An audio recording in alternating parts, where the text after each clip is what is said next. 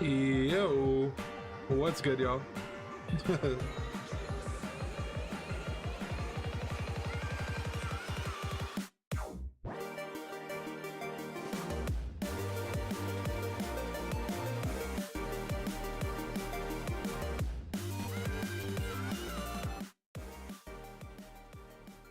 All right, let's turn that down.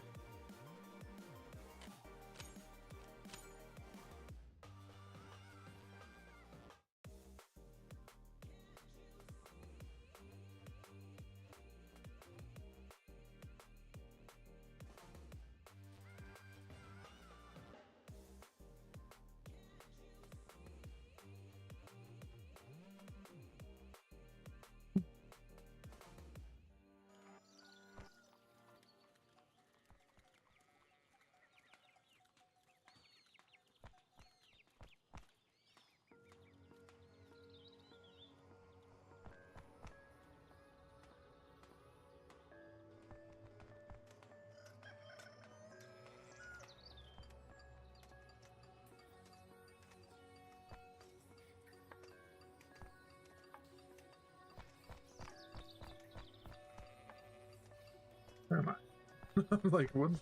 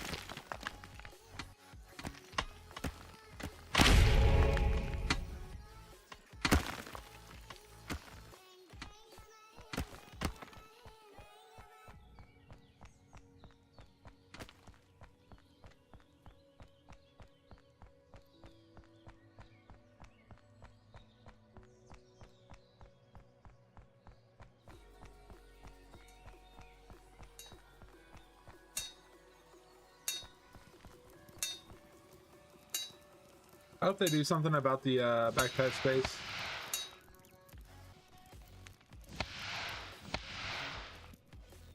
Like, I don't mind it. It's just like, even if they made it to where you could hold like 3 per slot or something, like it would be like a lot better. But then again, I understand why they do it. It's because like they want people to like have to take this slow, you know. I guess that's how they want it. But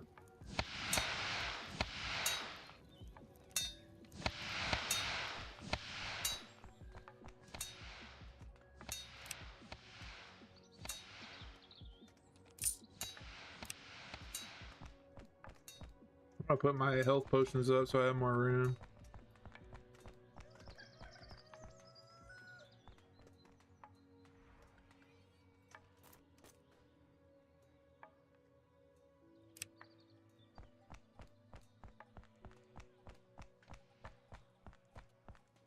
Wrong way.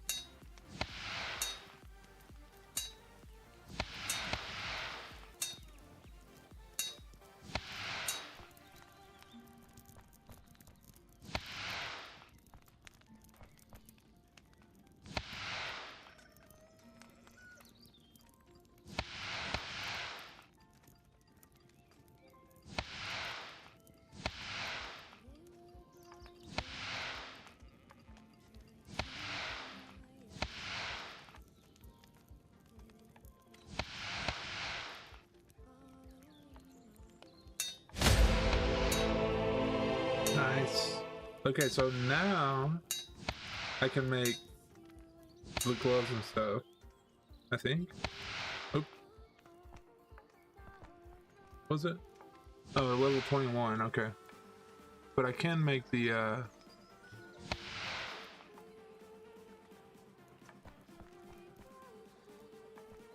no, you have to be level 28. Okay, so the mining gloves is kind of what I want, though.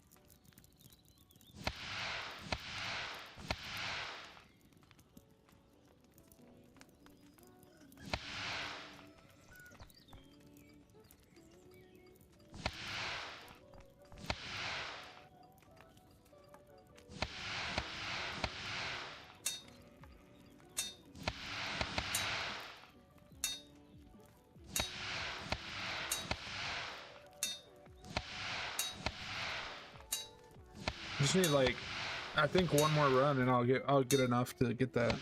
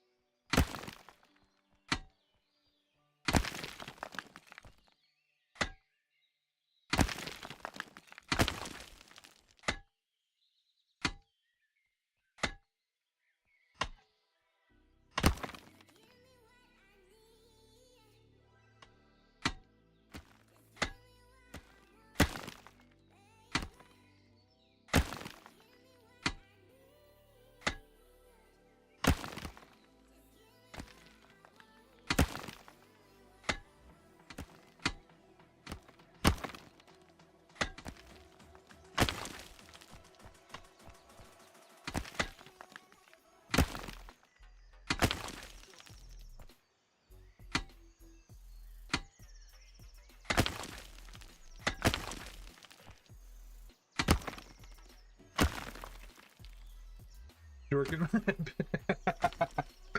Yeah. Nice, good name, dude. That's a good one. That's a good one. Oh shit. Dude.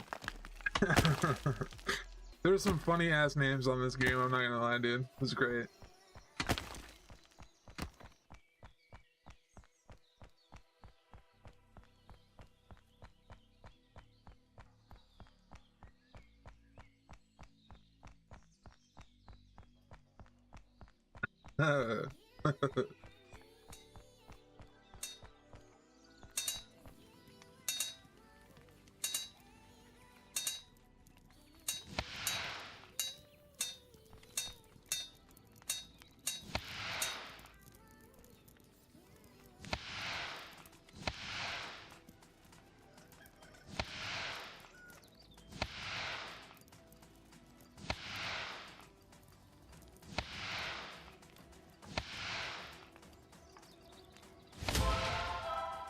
Nice, I can get the gloves now.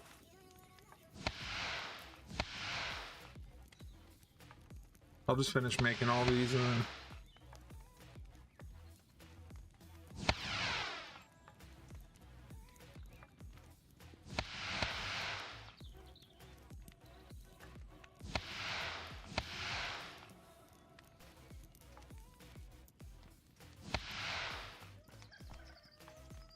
Give me the gloves. Oh.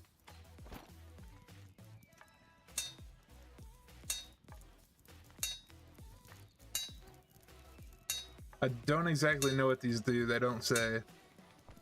Probably just like mining output or something. Oh, just mining power, that's all.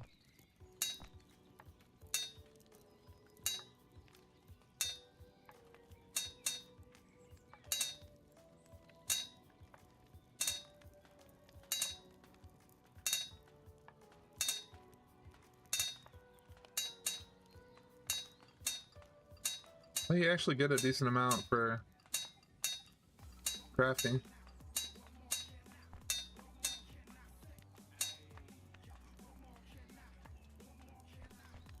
I got a question for anybody watching. Do y'all think they should add a crafting tree instead of just having smithing and... Like, the crafting and smithing are the same. Do you think they should add that? Because, like, I don't know, like, if that would be, like... I don't know, because you don't really, like, unless you're making, like, a shit ton of stuff just to sell, then, like, there's no point in, like, using the anvil very much. Like, mostly you're just using the furnace. So it's like, I guess, like, maybe putting those together is a good move, but I don't know. Just wanted to know if anybody had any input on that.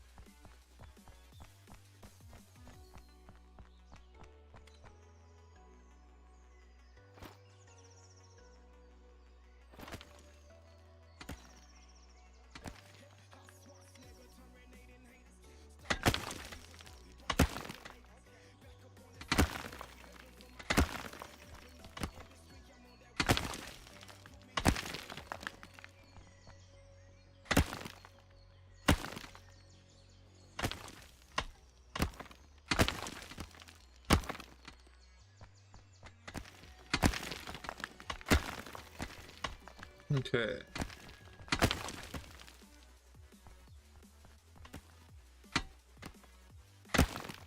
We all need coal. I'll just wait for them to get done. They gotta leave at some point.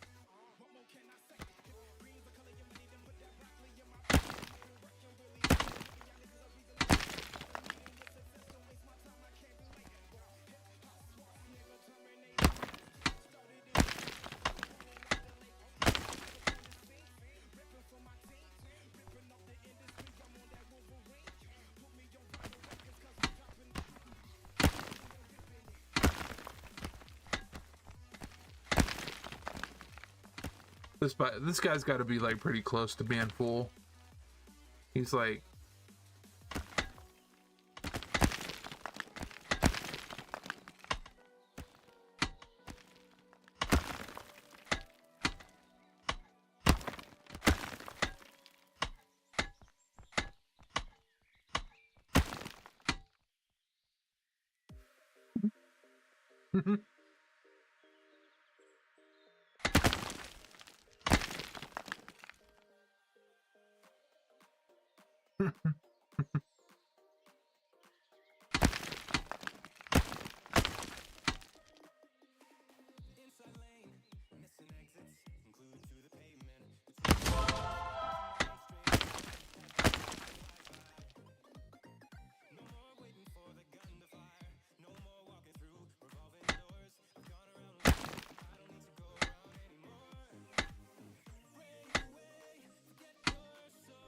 Really? I need one more and it won't.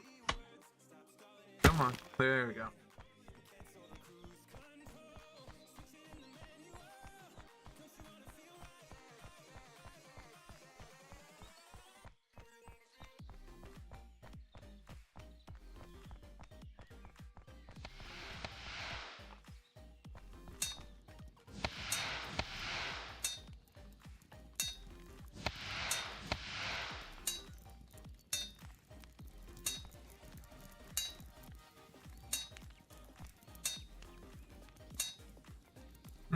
I wonder where you get those at. I know where mithril is, but I don't know where gold is.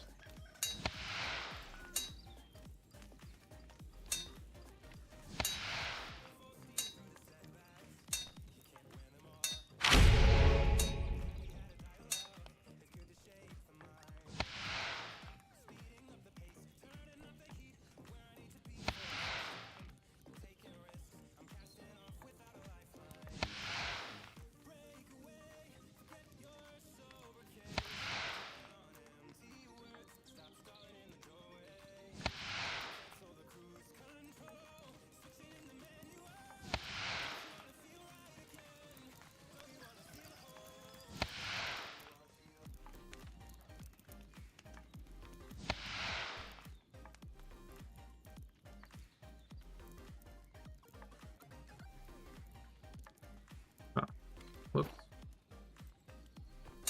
I'm gonna see how these push up my smithing.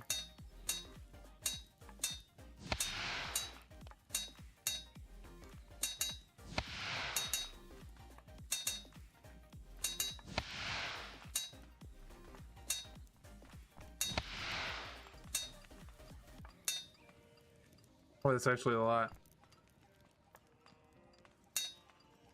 Okay. Nice. I should have been crafting this whole time. No wonder it was taking so long.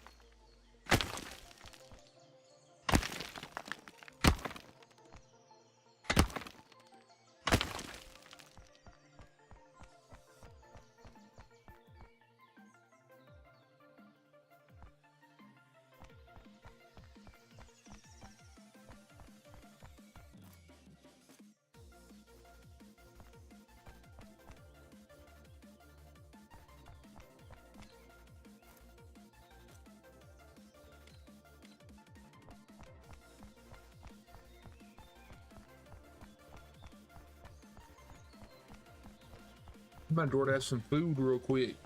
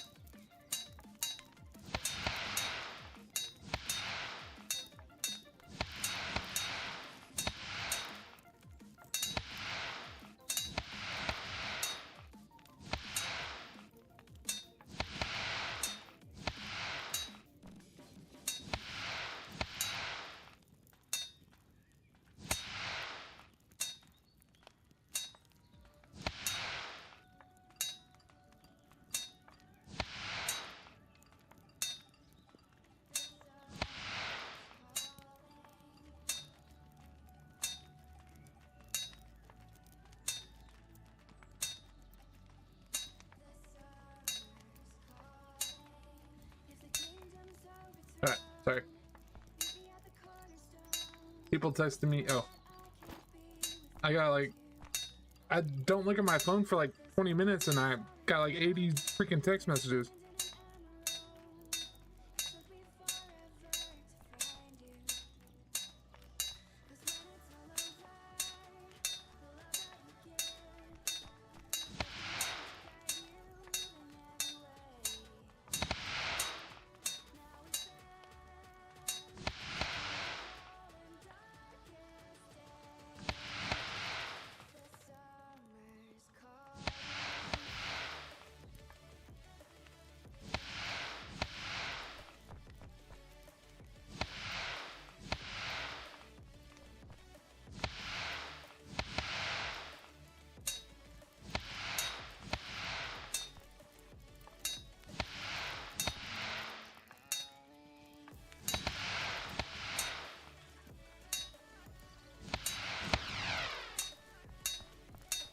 Alright, make some gloves.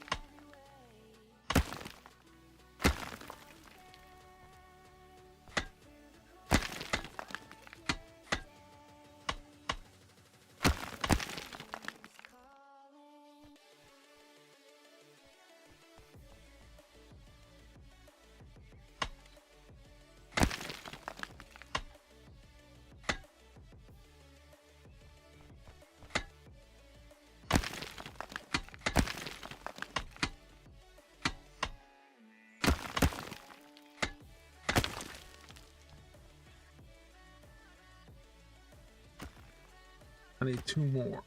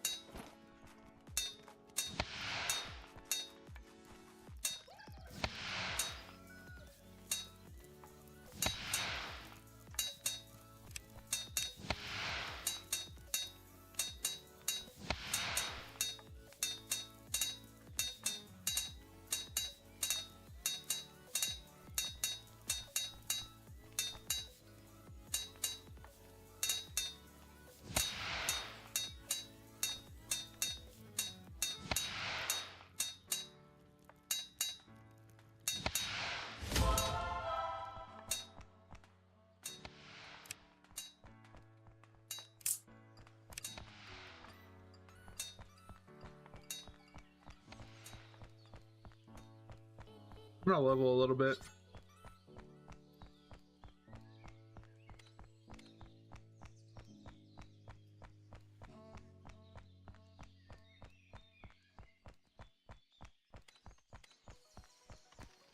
Oh, I should. I'm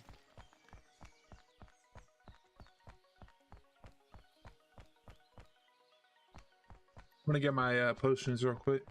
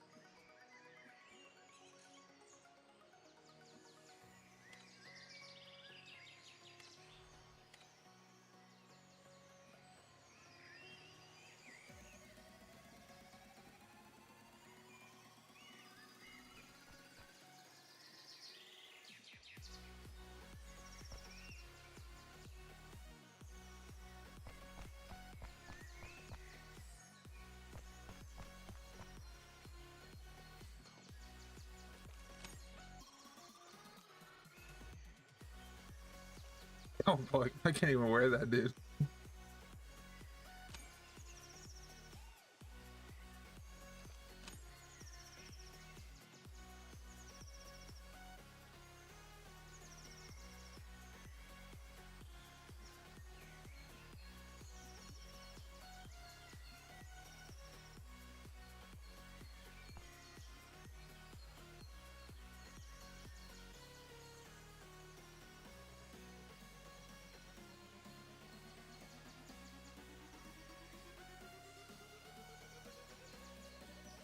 I don't think I can.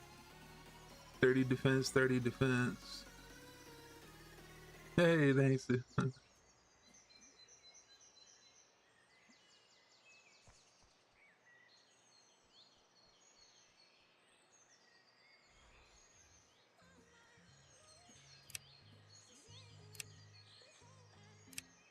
Oh, he was talking in global.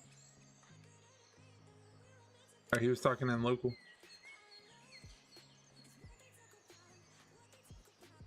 I'll get there eventually.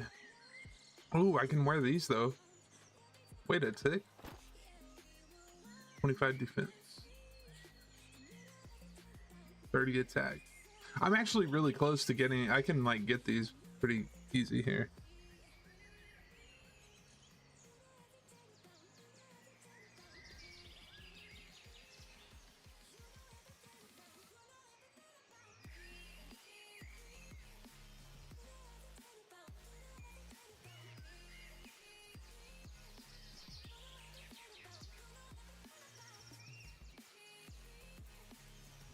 I mean, honestly, I could probably solo this.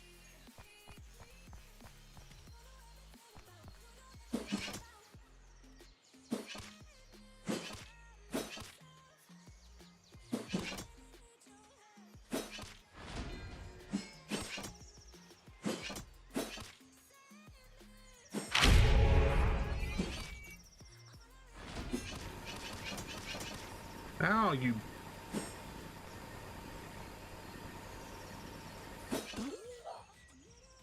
fucker. It's that attack right there is so annoying, dude.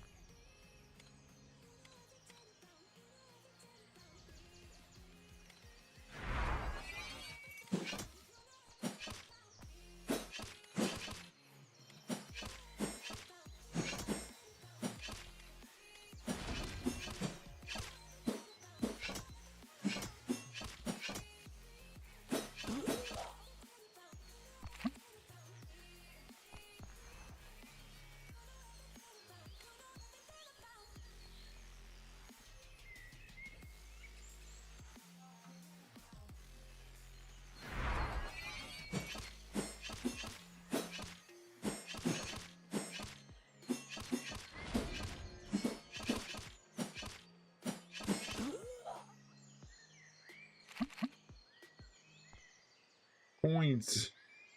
I love the coins. Okay, so this is what I was 30 attack. I'm close to that actually.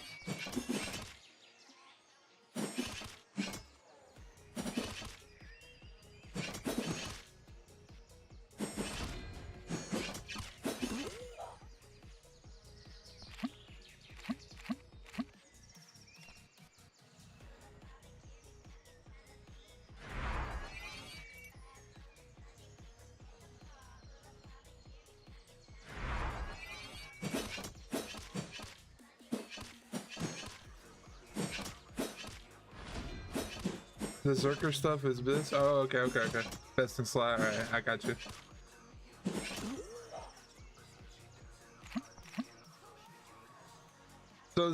So there is like, is there different like if I crafted it, would there be different melee power and stuff like that on different ones that I crafted? Do you know what I mean? Do you know what I'm trying to ask? I don't know if I'm saying it right, but like, would there be different stats on different things that I crafted? Or is it's a set rate and drop only? Okay, I see. What drops it, do you know? I don't really know hardly anything, honestly. I've been trying, but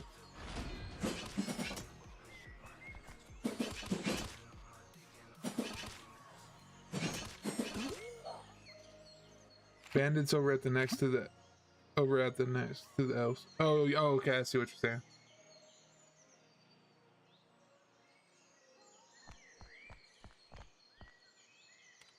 I'm so close to getting that berserker thing.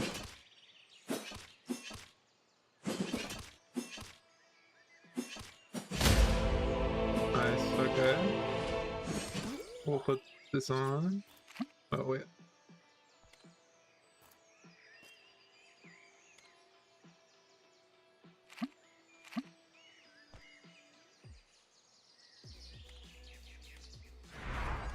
Push the defense here.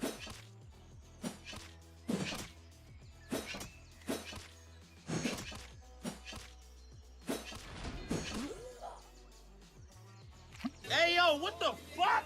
Hey, yeah, what the? Hey, Slobrat, thanks for the sub on YouTube, and it's Maz, thanks for the follow on Twitch. I appreciate it.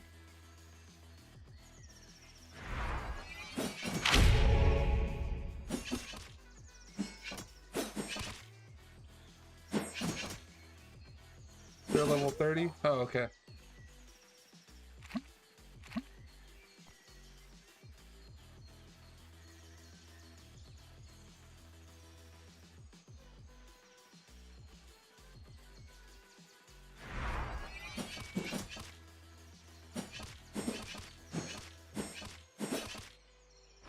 This mithril sword does a lot of damage, actually.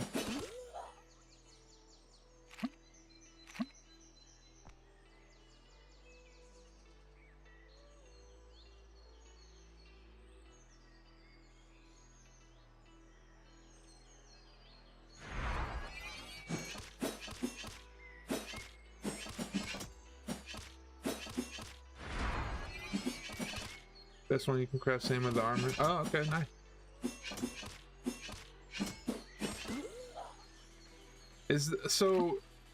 Like, have you messed with the gold stuff at all?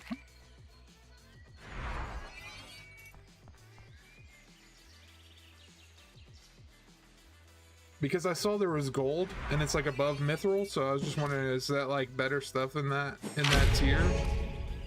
Or is that like just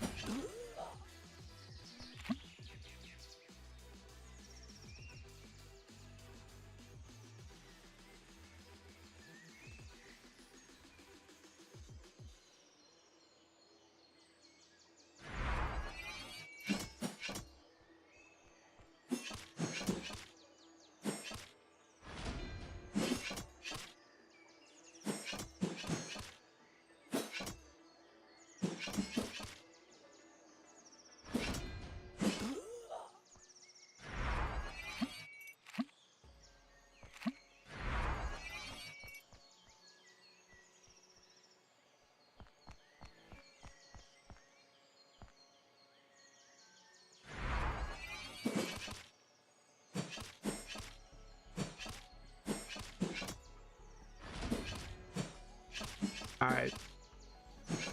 My bad. The ads are bad, I know. I'm sorry, y'all. Not my fault. Twitch does it to me. Somebody gave me a preset of myths, so I'm sharing. Oh, okay, okay. Well, thanks for sharing. Well, I was asking about the gold. Like, is the gold... I saw that, in the smithing station, there was gold stuff you could do. Is that, like, above... Like, is there... like more armor sets besides mithril?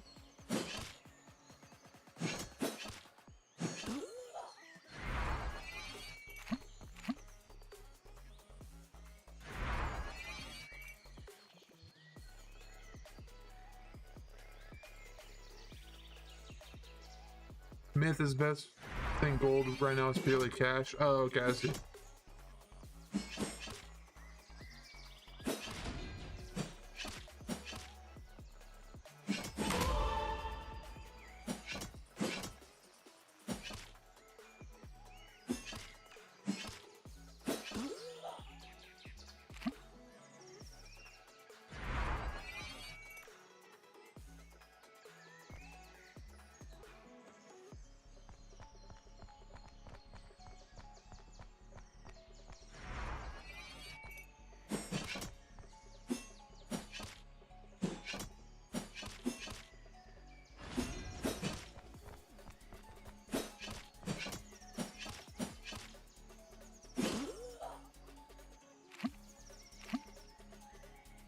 The bandit sphere. Oh yeah, I already had that. Okay, never mind. I was like, oh, that's cool. Yeah, it's worse. Okay, never mind.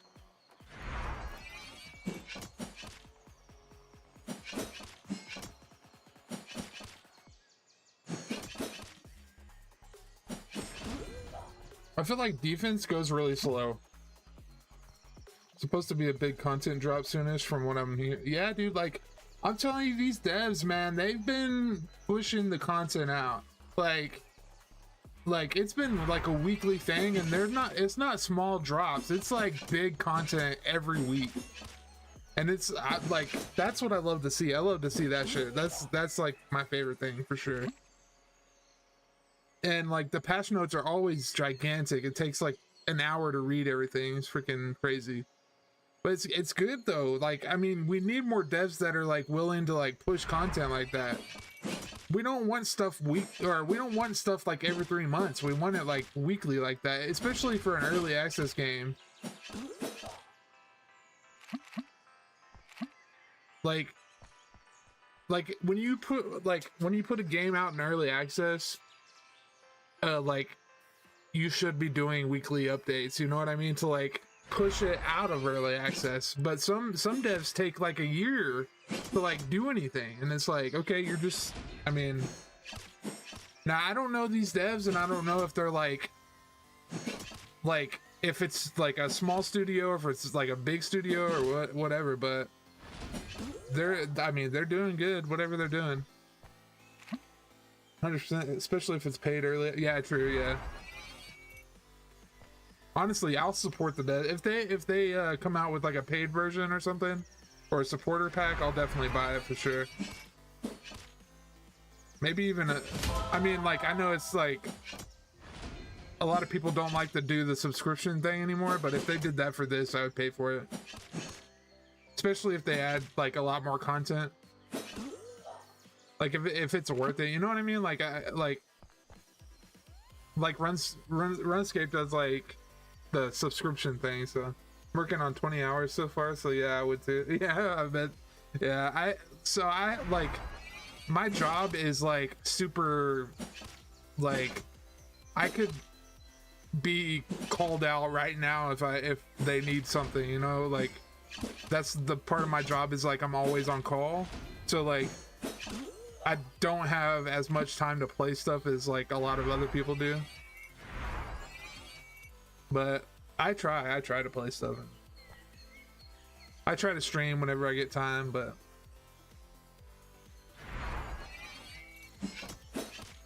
I probably won't get called out tonight because it's my birthday. They'll probably be like, nah, let them chill.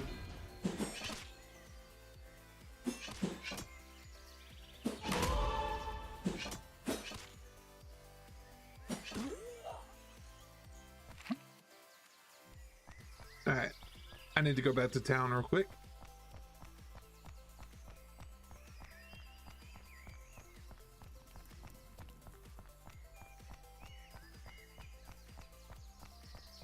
Oh, nice. Yeah, that's good though. Dude, I wish I could do that, but I took I was trying to take, what was I taking? Oh yeah, I was doing like programming, and like the first part of the programming course at the college was like, it was like mandatory to take like kind of like I don't know how to describe it. I think it would be like kind of like IT, but like doing like server rooms and like how to do all of that stuff, like servers type stuff. And dude, I'm telling you, that shit was so hard. I was so lost, even with books and stuff. And I was like, and like the homework wouldn't match up with the book, and I was just like lost, dude. Oh man, that was a hard class. The programming like came easy to me because I already had like experience in it, so I was like, I was decent at that. But that other class, I had to drop it because I was like, I don't know what the hell I'm doing in this class.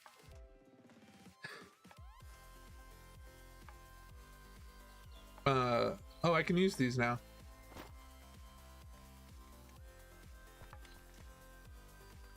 Okay. All right. I'm going to take these and I'll put one up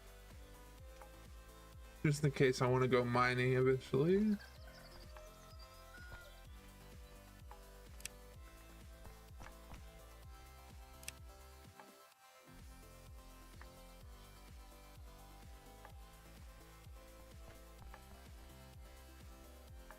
Dude, yeah, networking. That's what it was. Yeah, networking.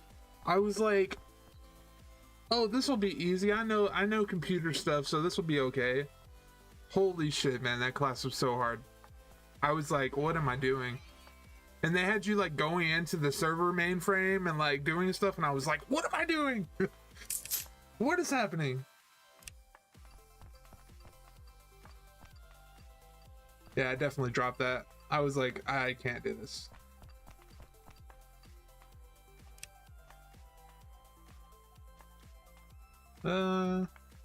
Yeah, I'll sell it for what?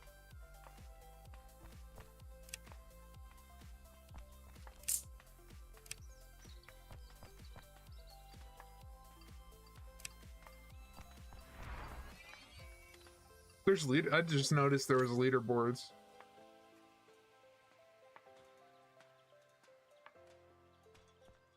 $82 million XP, dude. Golly. Who's this guy? Find me. Where am I at? Oh, there I am. I'm 73,000. That's it. Damn. Big old biddies. That's funny. Oh, man.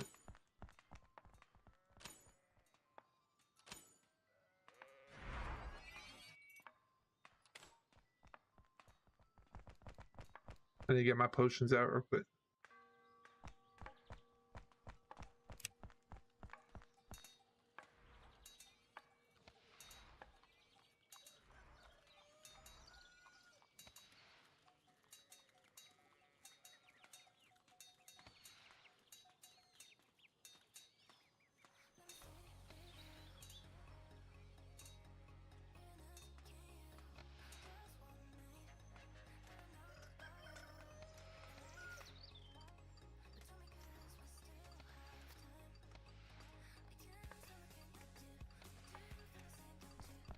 All right.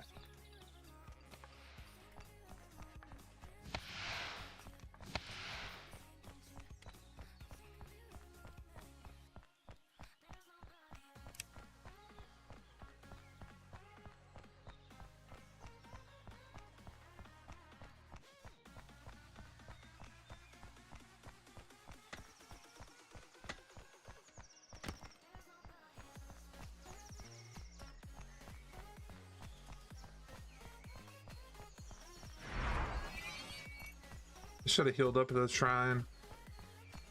I'm a dummy. Coins. Also, my frames are like dropping hardcore right now. 1 million XP. Damn it. Is the best way to do it like to get like the bosses? Like, is that how everybody's doing it?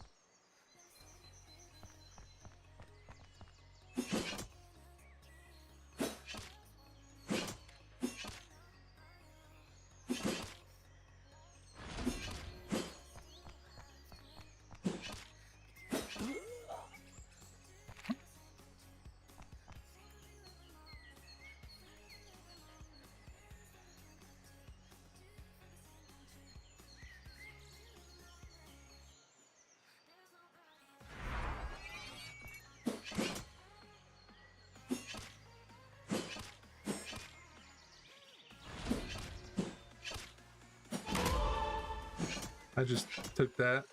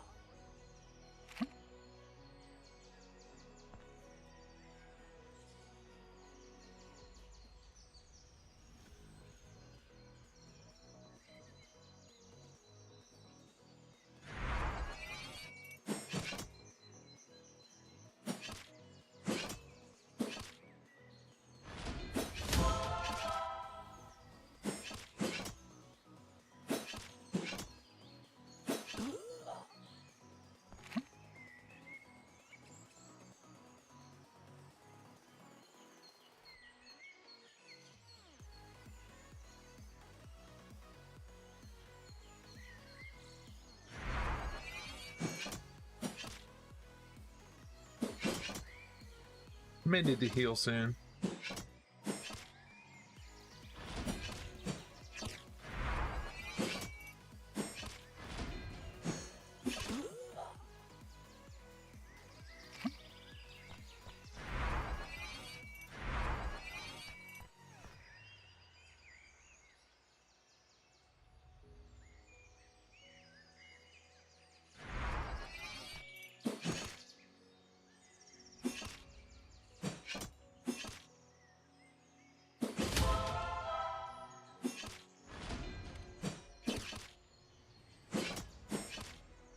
I don't think I'm even leveling my defense.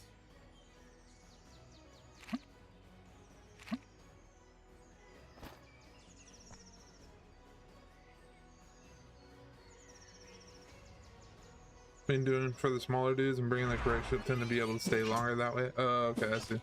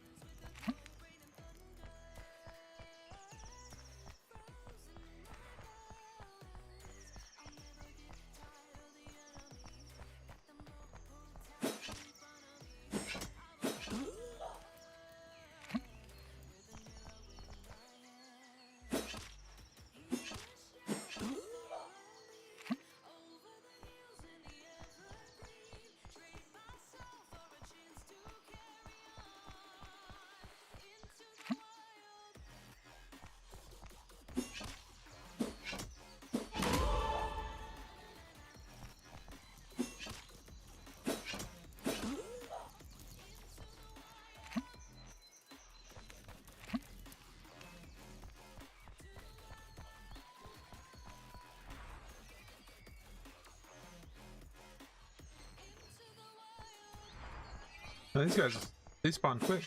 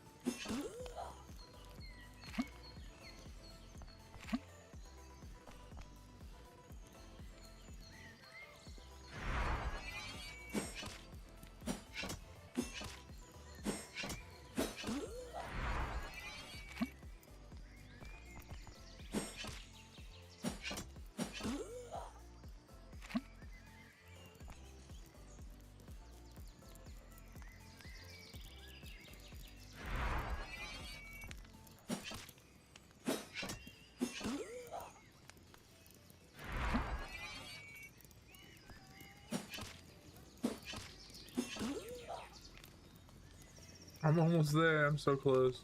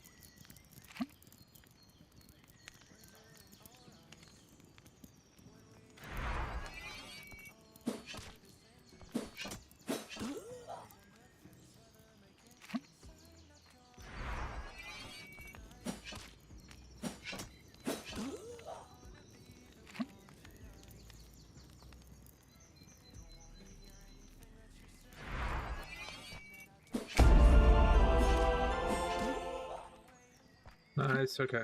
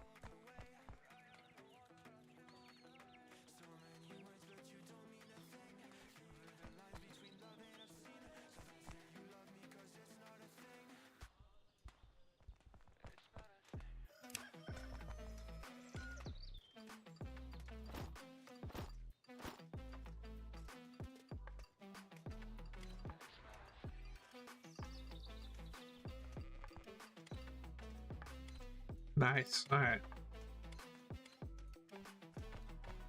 Let's sell this stuff real quick.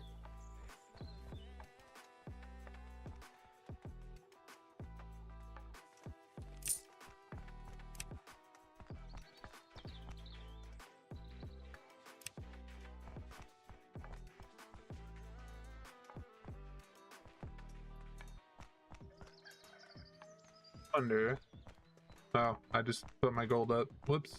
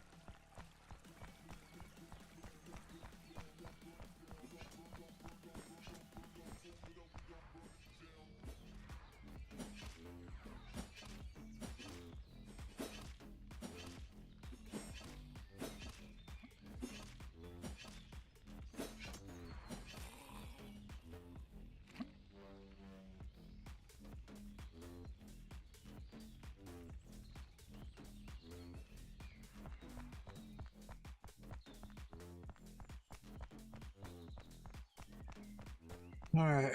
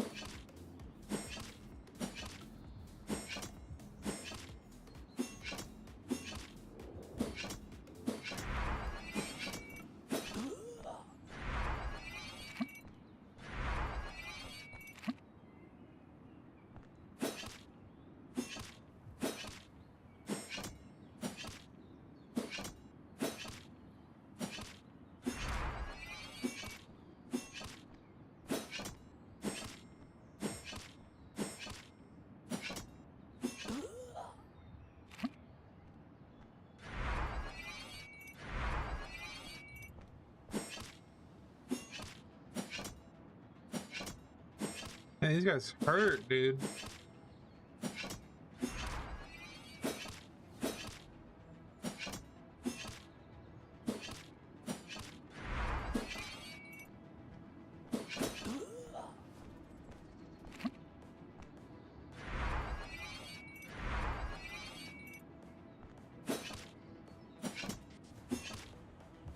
I need this dumb shield. That's what I'm going for right now. Yeah, that's what I'm trying to get. It's a 2% drop though.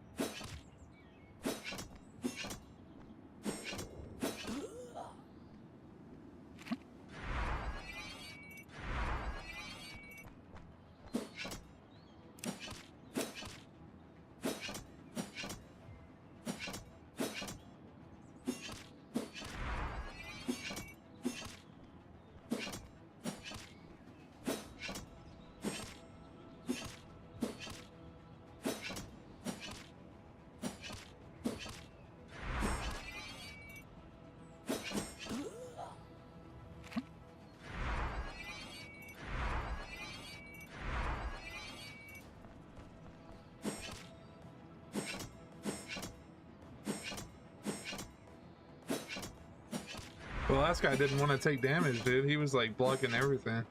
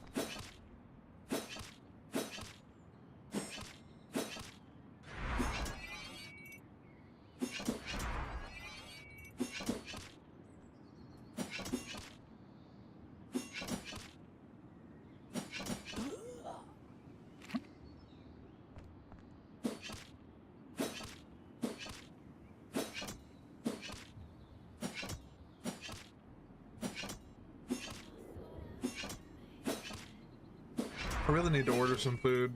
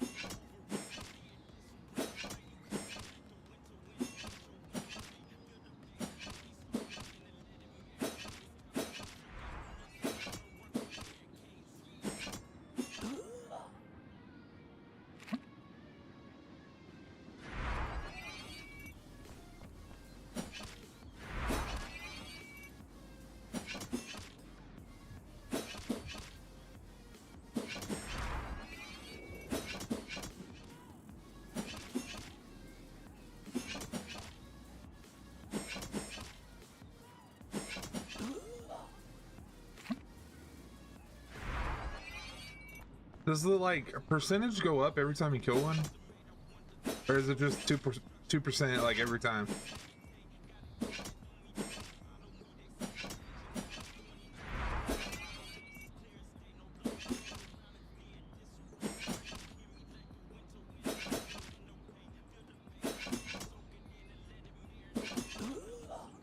It does go. Oh, okay.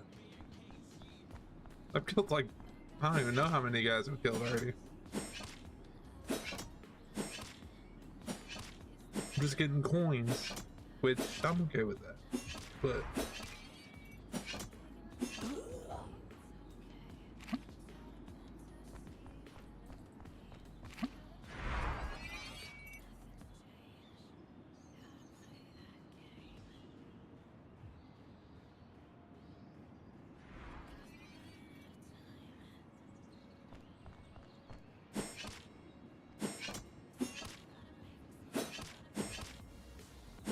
$2.5. Oh,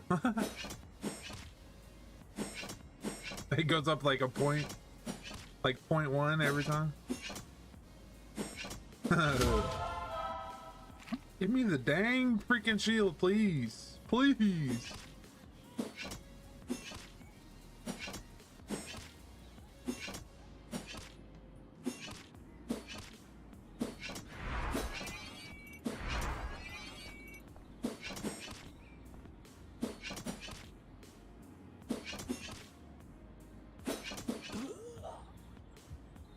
I'm out of health. Is this a town? What is that? I'm gonna look.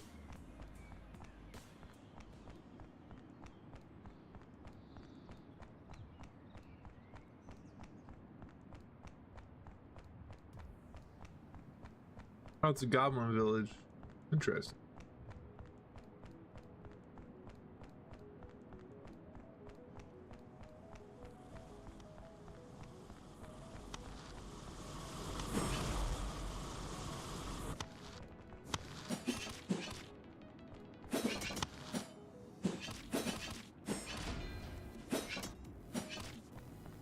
Hey, yo, what the fuck? Hey, you. Hey, Daredevil, thanks for the follow, dude. Appreciate you. I have no shields, but I should probably. I'm just gonna go back Hey, to yo, town. what the fuck? Hey, Soul Sparhawk, thanks for the follow, dude. Appreciate that. Oh, thanks for the birthday wishes. I appreciate it.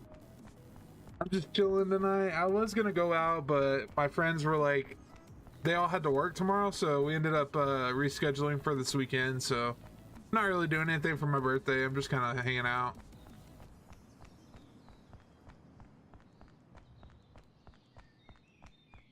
I wonder, is there like a closer town, or is this the closest? Like, do I have to keep walking back this way, or?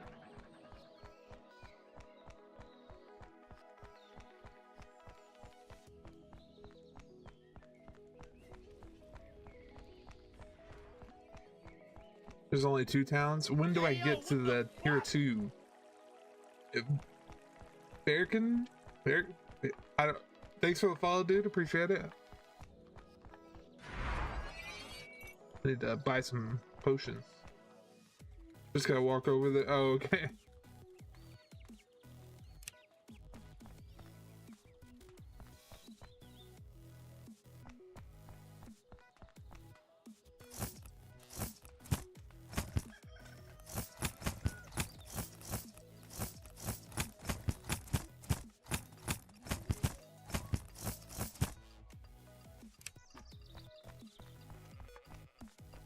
I'm grab. Okay. Wait. I'll stay here. Oh wait. Or do you want to?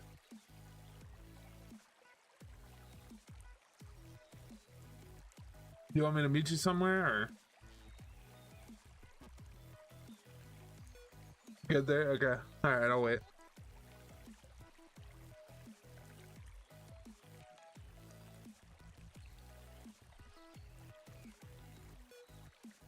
There's no map or anything, so it's kind of hard to know what to do.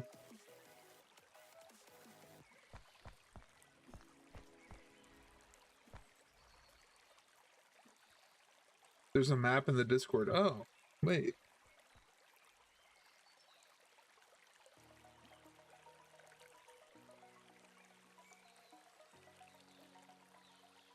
I didn't know that.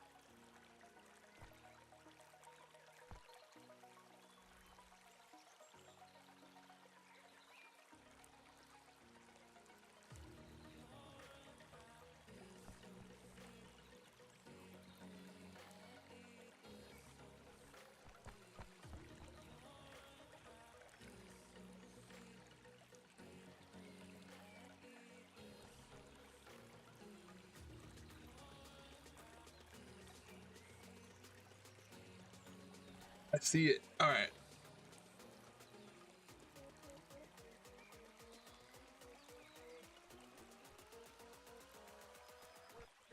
Extensive guide on the Steam page. Oh, nice. Okay.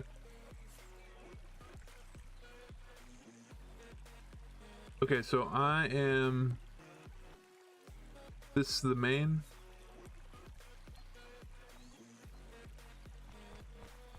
Bandit leader, mercenary boss.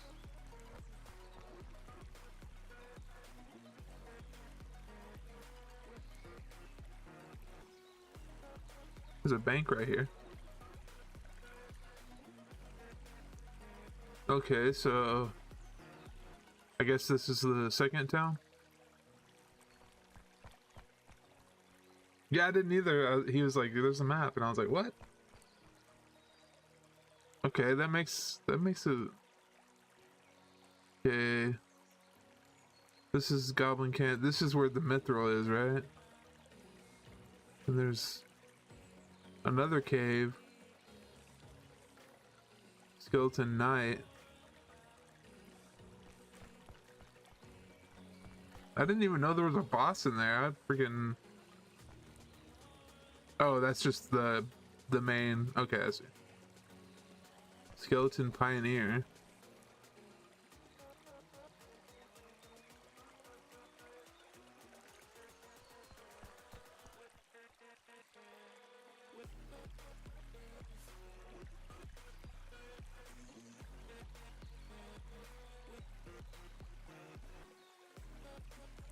That's cool.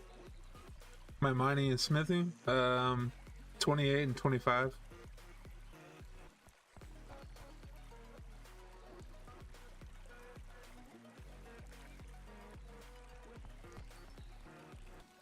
$40 and 30. Nice. Hell yeah.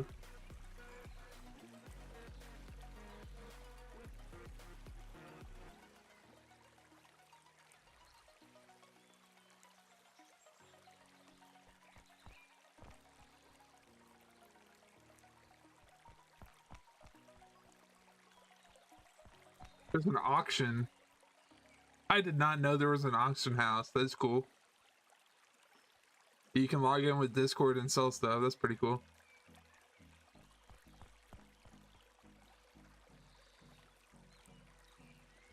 Elven Greatsword.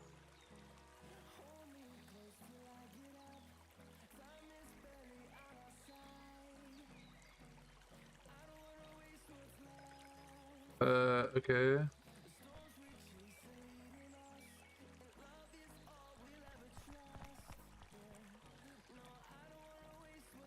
I don't even know what server I'm on. I hit base 40s earlier today. Nice, hell yeah. I got one of them that hit heavy. Oh really? Damn.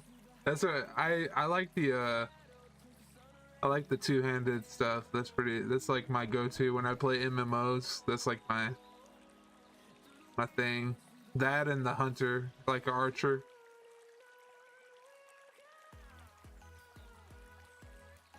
Full mithril set and sword. I already have that. But mithril sword and elven shield. Nice, yeah, that's a good combo for sure. Alright, I'll minimize that. I don't even know, what do I have? I have steel shield. That's what I have. Can you buy that, or is it like something you have to make or like find? Oop, lagged out.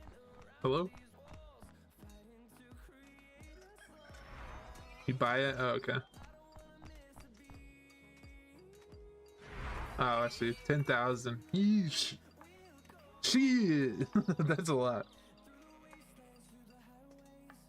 You can get the advanced parry shield for 10k instead of grinding it. Somebody dropped me an apprentice word yesterday. I was like, thanks, man.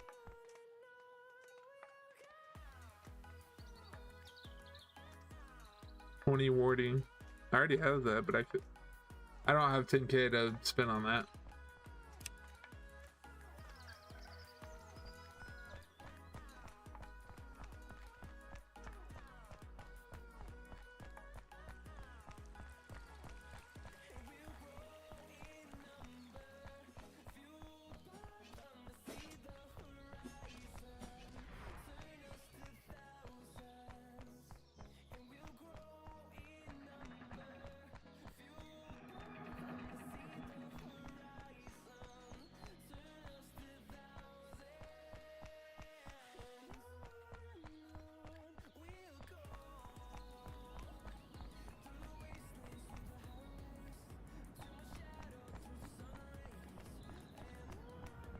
Oh, this guy's got the great sword.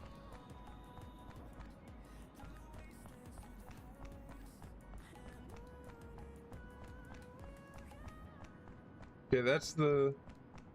Okay, so the town's this way?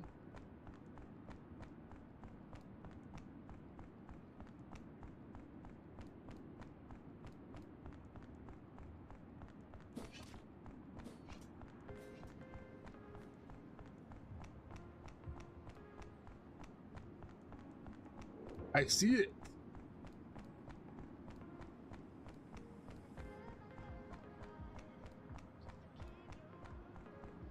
I'm interested in this to see like the new areas they open up.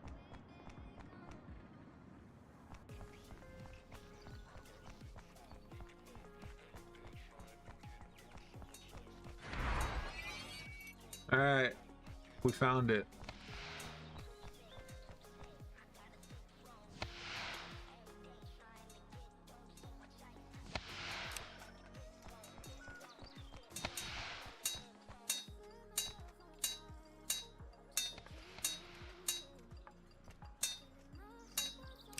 So just not. I was just saying if there was like anything different in the stalls, but I think it's all the same. Oh my gosh. Let me. Hey, homie. Oh no, I'm stuck. Okay.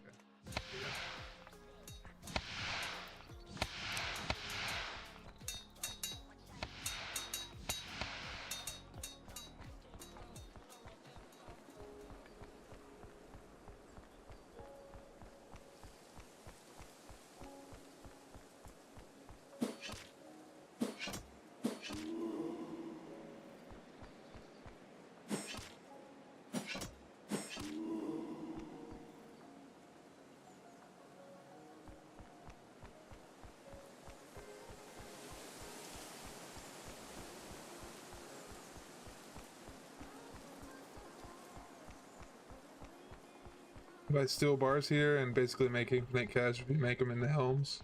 Okay, yeah, that's what I was doing that earlier. I was like, I bet, can you not?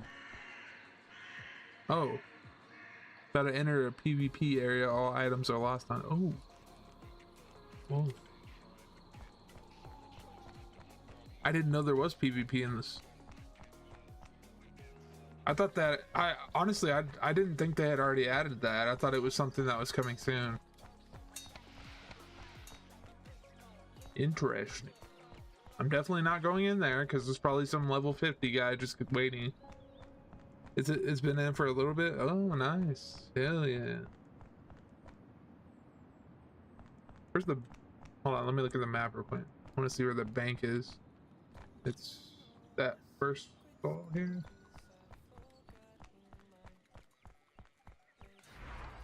Oh, there it is. Void Knight's home. He doesn't like visitors.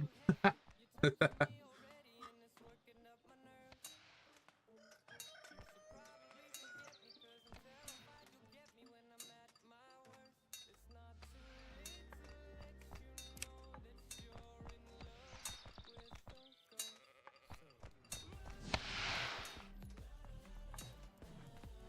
I'm not.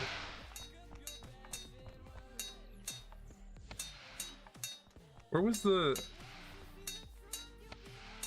I'm so confused. What am I looking for? There it is. That's what I was looking for. Okay, still bars.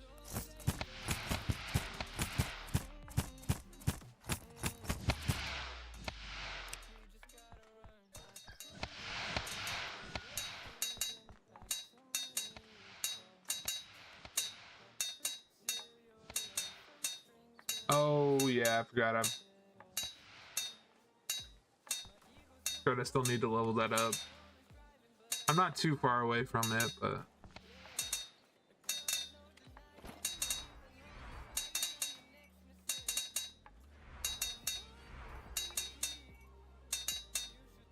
hey, solo leveling fan, I see you. I see you, dude. That is my favorite anime ever, dude. Okay, second favorite. I will say Jujutsu Kaisen is like my favorite, but we'll see how it goes with the next season. I don't know what's gonna happen, honestly.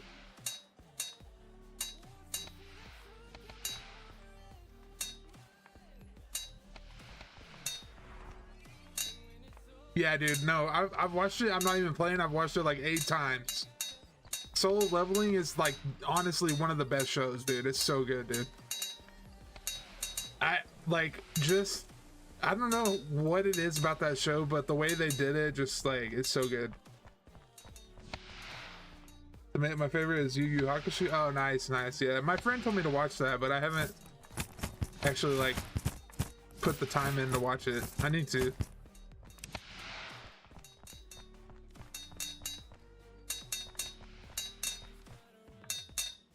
Hello? There we go. It's great. The first few episodes are slow, but once it gets going, it's no filler. Nice. Hell yeah.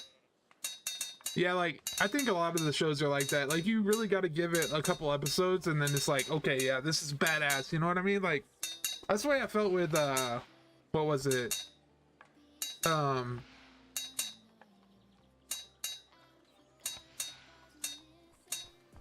So, okay, I know that, like Tokyo Ghoul was not great, like the later seasons, but the first few episodes, it was like, okay, I'm gonna give it another episode, and then I started giving it another episode, and I was like, okay, this is badass. But great story, humor, and fighting. Okay, nice. Hell yeah. Can I make anything else here? Make some gloves. Yeah, me too. Solo Leveling had good humor. I liked it. This is okay, so this is like stupid, but there's a show called How Not to Summon a Demon Lord, and it's like borderline hentai, but they don't ever show anything, but it's like they purposely like make it like innuendo like really bad, but dude, it is so funny. That show made me laugh so hard, man. Holy shit. It's like so this guy's like, you should look it up, dude. It's so freaking funny, man. It's he's like the best player on this MMO, and there's 2 girls in the MMO that are like NPCs in it, and they try to summon a demon lord, and they accidentally summon him to the video game, and then like he's like the biggest dweeb, like he's never touched a woman, like he's in like they're like constantly like putting their boobs on him and stuff, and he's like, oh my god, they're touching me. And it's, dude, it is so funny, man. That show made me laugh so fucking hard, bro. Holy shit. Oh my god, I still think about it and laugh, man. It's so funny. But he's like super powerful like in the game, and like when they summon him, he's like they summon him as his character in the game, and so he's like all powerful, but like he can't talk to women or anything. It's so funny, dude. It's great. It's honestly like one of the funniest shows funniest animes I've ever watched.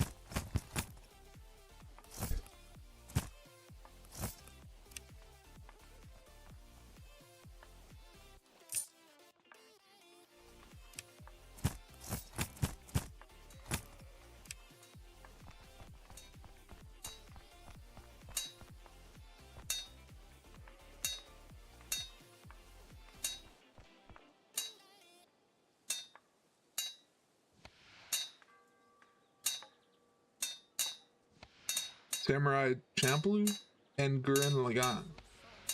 I don't think I've ever even heard of that. I'll have to check that out. I have Crunchyroll, so I got like all the stuff, but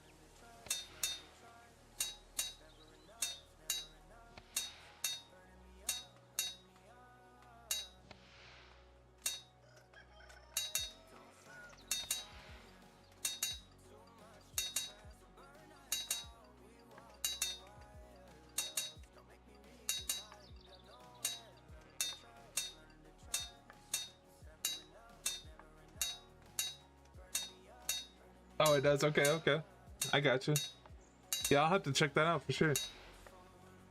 I really like the storytelling on Solo Leveling was like really good. I think it was like one of the best storytelling. Like just like the way it like I don't know how to describe it other than like the way they led up to the ending was like so well done. I don't know, it's just like really good.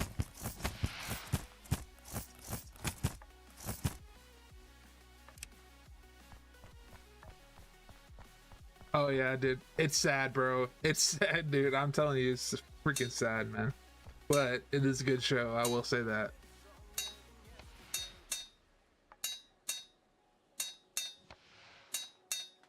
I mean, there's a reason that it's like world famous, you know what I mean? Like it's really good.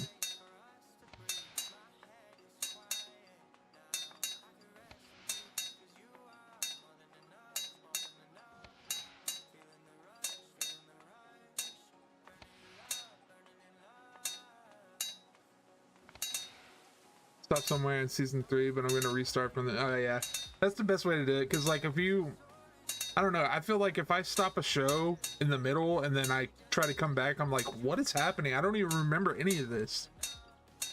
I have to like restart it.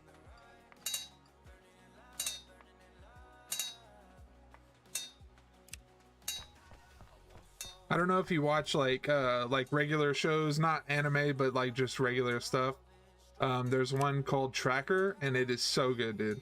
Like that show, one of my favorites for sure.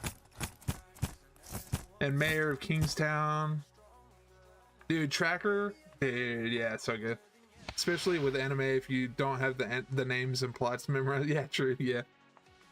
Yeah, like all of it's on Paramount Plus. Like Mayor of Kingstown and all that, and Landman's pretty good too. It's like Mayor of Kingstown and Landman, they're both like drama, but they're like they also have like funny parts in them, you know what I mean? Like it's like funny and drama at the same time. Pretty good.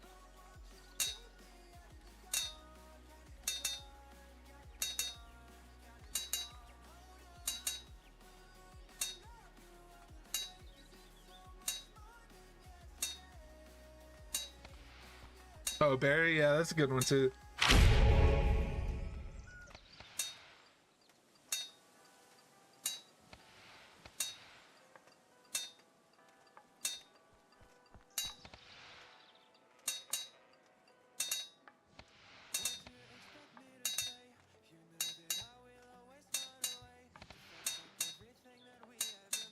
Takes 8 gold ore. Damn, damn it. That's a lot.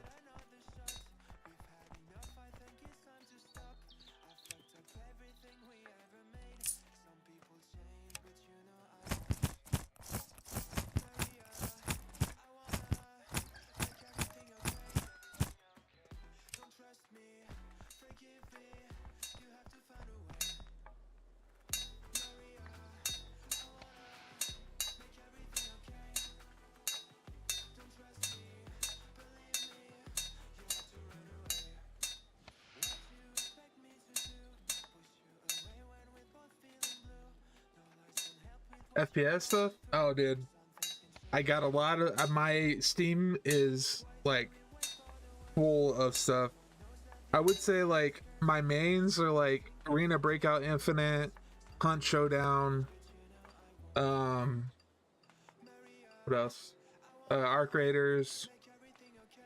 That's a third person shooter, but it's kind of the same thing.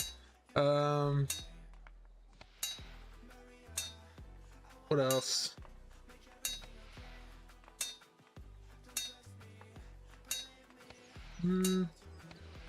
I dabble a little bit in Overwatch, but I'm not like huge on it. I just started playing PUBG again, like not even like a week ago. I took like a 5 years away from it, and then I came back to it. It's not bad. It's fun. Pretty chill game. Like it.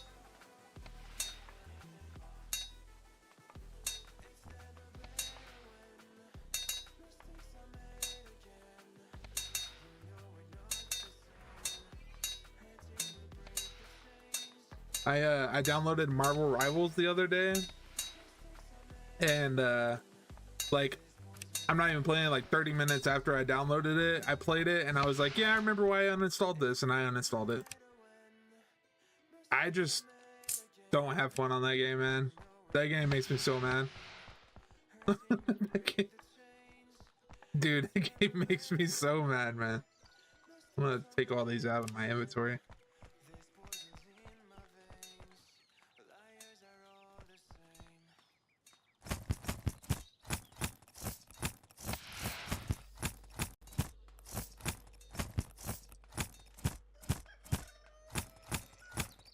Yeah, I used to be like Grandmaster on Overwatch, the first one, not the second one. But they just added like they made it like 6v6 again instead of 5v5. So I might get back into it. I don't know. I don't know about playing ranked or anything, but I do want to get back in and try a little bit.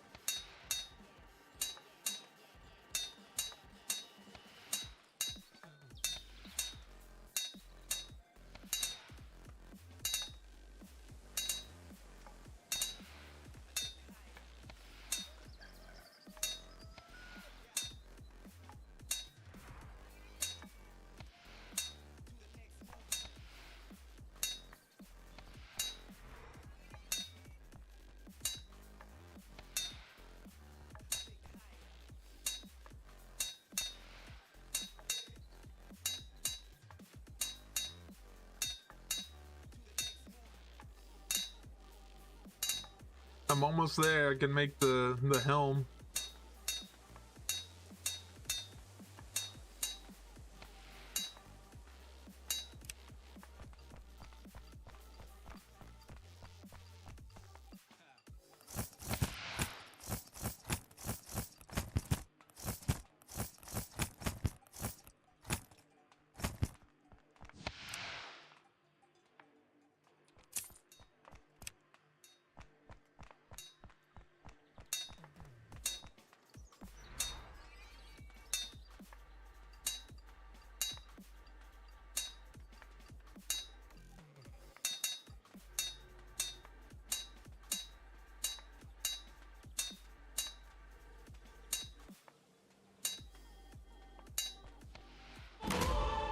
Nice.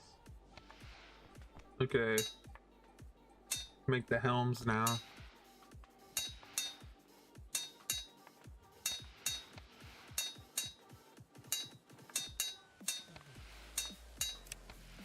Oh.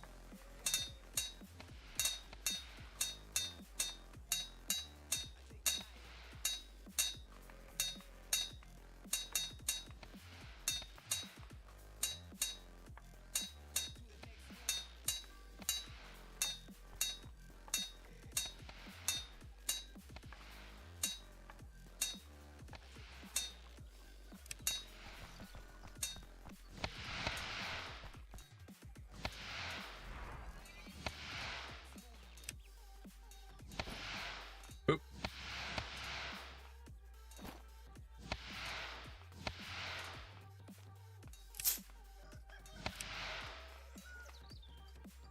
How long have I been streaming? Shoot, I don't even know, dude. Like 2017 or something?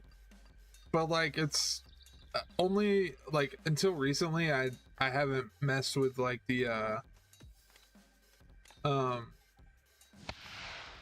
like making videos. I haven't really done anything like that. And so that's kind of why I'm still like real small, is because I just really haven't like messed with the video making. And I need to get back into that. I haven't been doing that. I need to.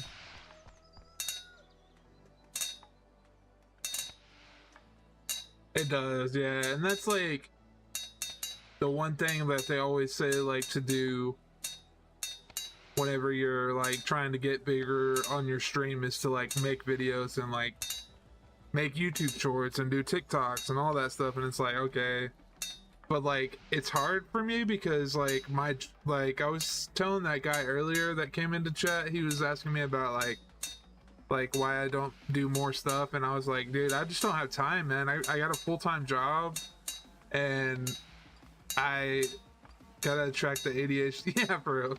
Yeah. And I gotta like get the I need to play like, I don't know, like horror games or stuff like that to try and get more people in, make videos, like funny videos of me getting scared or something. I don't know. I think that really like brings in a lot of people, just like making funny videos like that.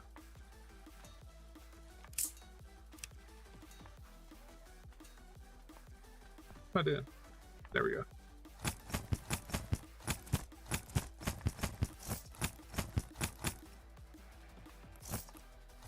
Oh, nice. You can buy 5 at a time. I did not know that. I've been sitting here pressing it a bunch.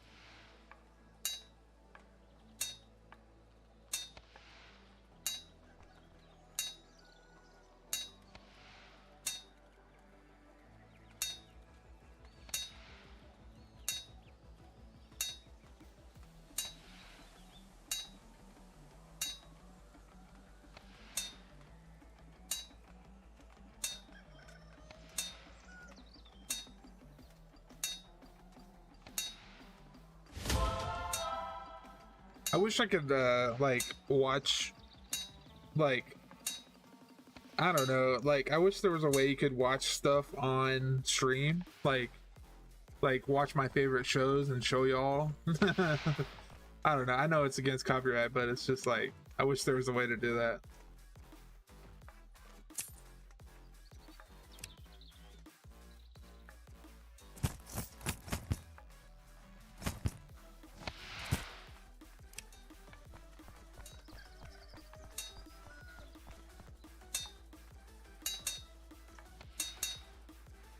Yeah, and like I've tried the watch parties before, because you can do it with Twitch and Prime, but it's like, I don't know, it's kind of, it's like I'm not actually showing the movie. It's like I'm watching the movie and y'all can click on the link and watch it with me, but like I can't show it, you know what I mean? So it's like kind of annoying.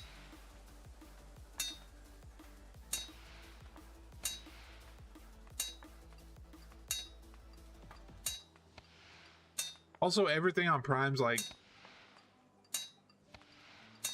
which is, yeah. I showed, what was it? I got banned for like a week because I showed the, it was during COVID. It was like the Godzilla versus Kong movie. And I showed the whole movie and never got banned. And then and then like an hour after I ended my stream, I got an email saying I got banned. And I was like, what?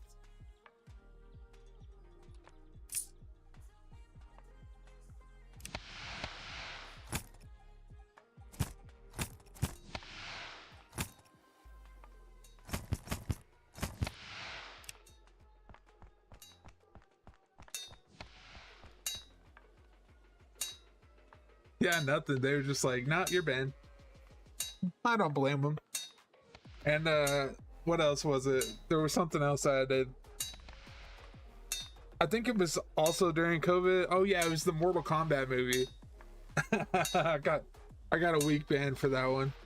And that one, like, I'm not even playing. It was like 5 minutes into watching it, it was like banned. I was like, oh shit. But it was all good though. I was just trying to be cheeky and show my chat everything, but yeah, true.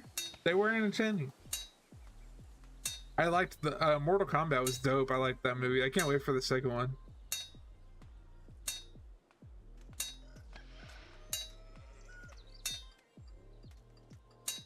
Yeah, me too. Yeah, I'm excited to see Carl Urban as the Johnny Cage. I think it'll be cool.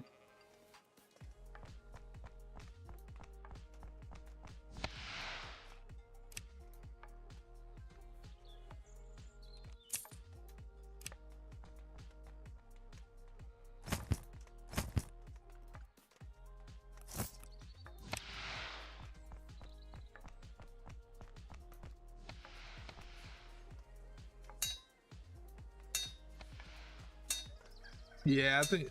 I wonder if that, like, the main character, because, like, in the trailers, they didn't really show the main character guy. The one that was, he was Sub-Zero's, like, son, and then just realized I have 24k of parry shields to... That's funny. Bro, give me one. I need freaking... Is it the advanced one? I can't even use it. I have to get the basic one first.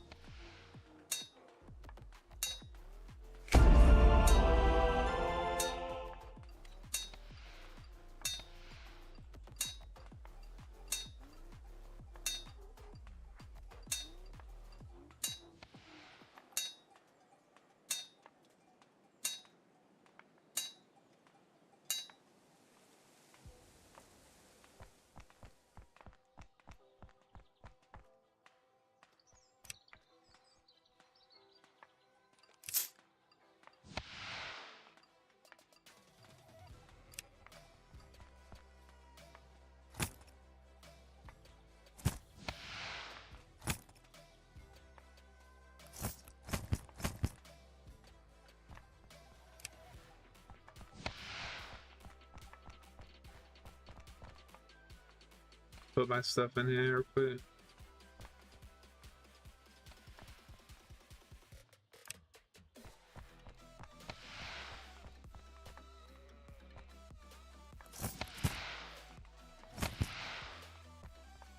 I guess it wouldn't matter because I still need the coin slots. Oh well.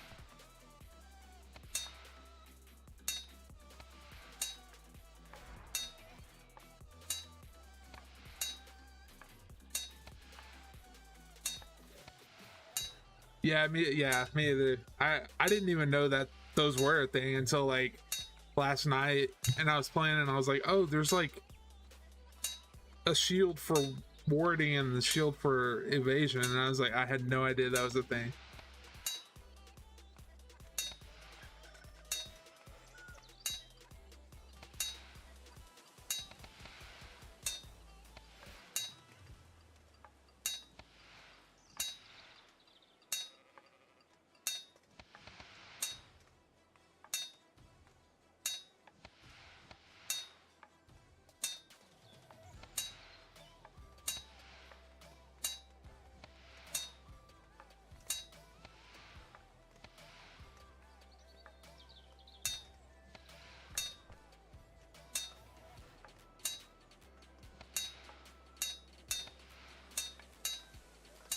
Yeah, I think so too, yeah. I'm excited to see what they do with it.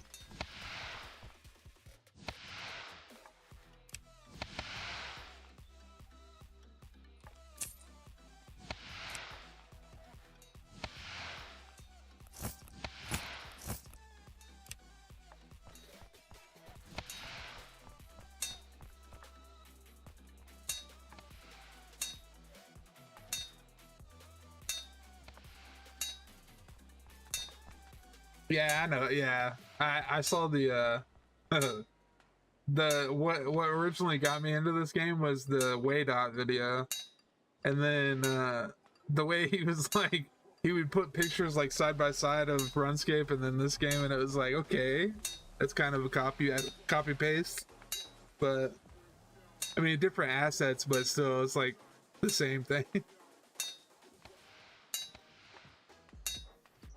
But I feel like this game has like faster like progression is a little bit faster and more rewarding. It feels a little bit better than RuneScape. I don't know, like I like RuneScape, but played RuneScape back in 2003 2005, so it's nostalgic. Yeah, I get that. Yeah, I also played it a long time ago as well. I was like, I don't even know, 13 or something, 12. My friend originally got me into it. I had to like borrow money from my parents to buy the subscription.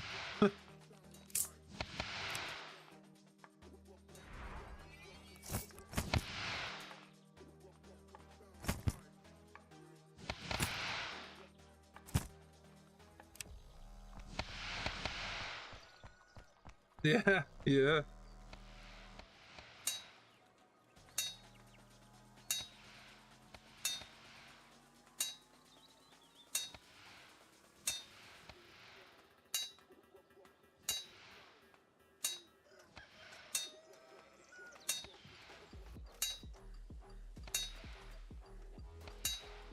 This guy just said in game chat, he just said, anyone needs a skeleton greatsword for, let me know. I have 30 for sale. He was like, might as well vendor. He's like, Jesus, that's a lot. He said he killed 1,600 of them. Dang.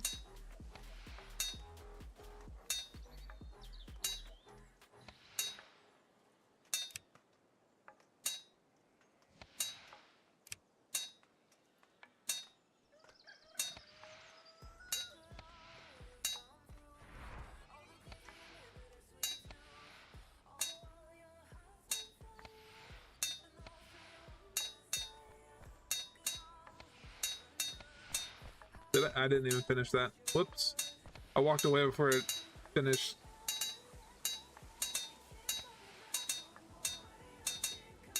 Just got 50 attack, time for defense. Yeah.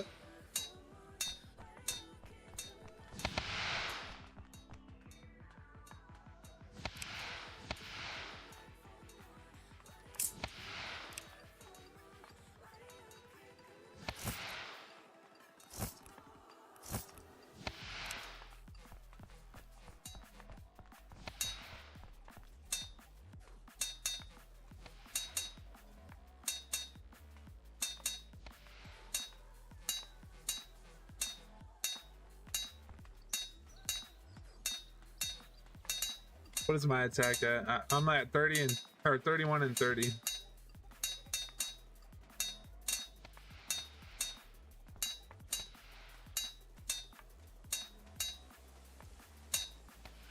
And my evasion's still at 1. I haven't gotten the shield yet.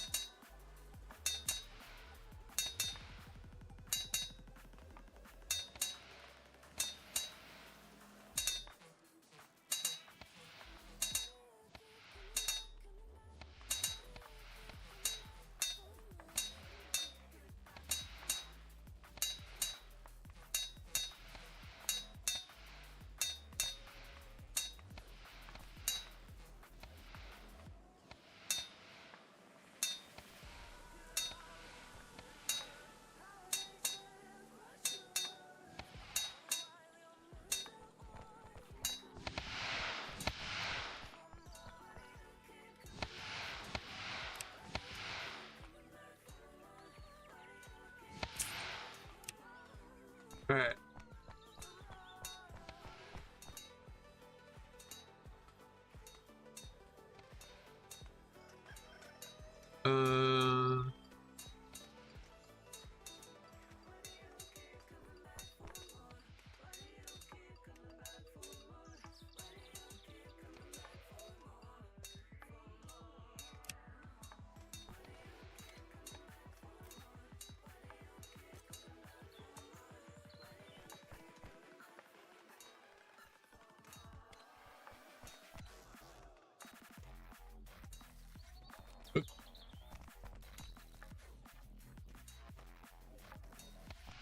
I'm gonna go in here. I want to see what's in here.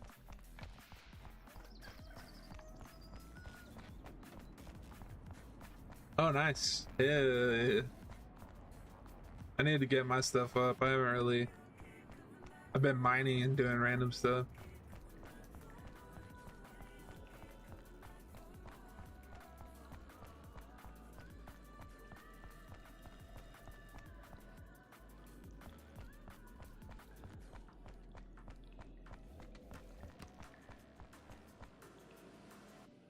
Oh, there's the gold. Level 40 mining. Okay. Is there any enemies in here? Or is it just like mining? Oh, there is enemies in here. What?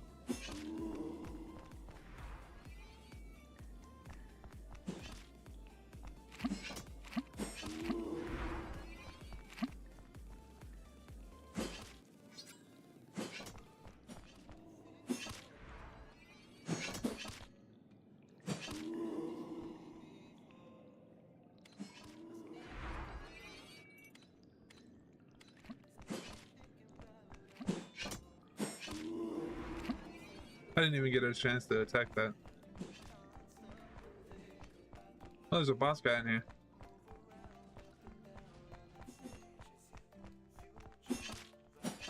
Level 90.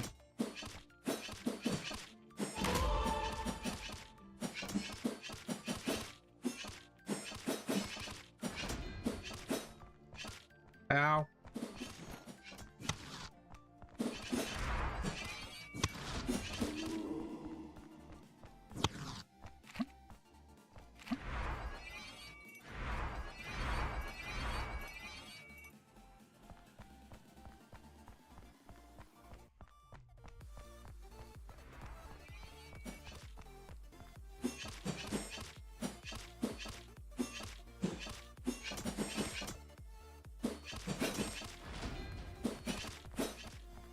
Jesus. Why me? Get off me!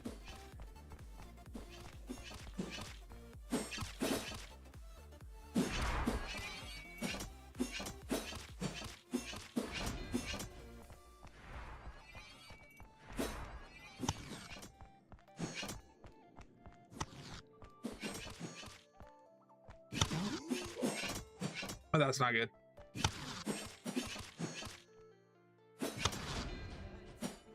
Hello? Oh. Do I lose everything off that? Oh, I guess not.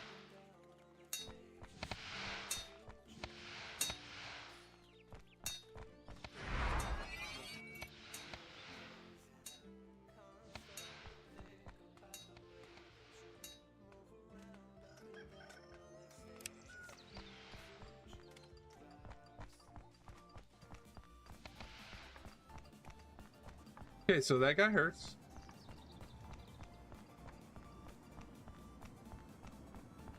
I should probably not come back until you only lose items in PvP. Oh, okay.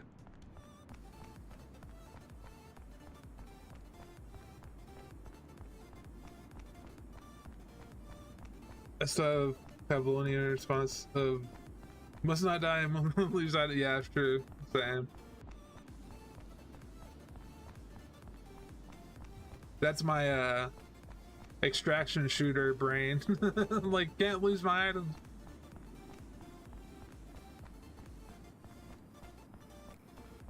I played Arena Breakout Infinite like all night last night. Oh, also I found this other game. It's called I mean, it's stupid. It's called Kakele or something like that. I don't know how to say it, but I played that like, I don't even know, like 3 hours last night. I played it for a while. This guy's level 40.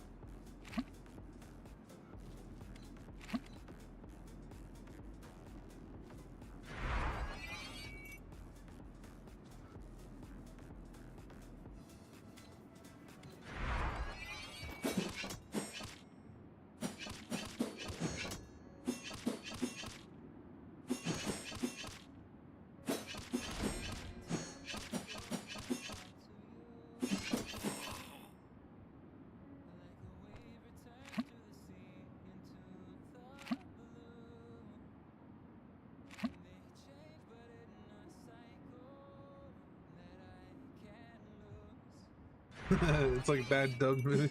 That's funny. Sound of my accent. That's funny.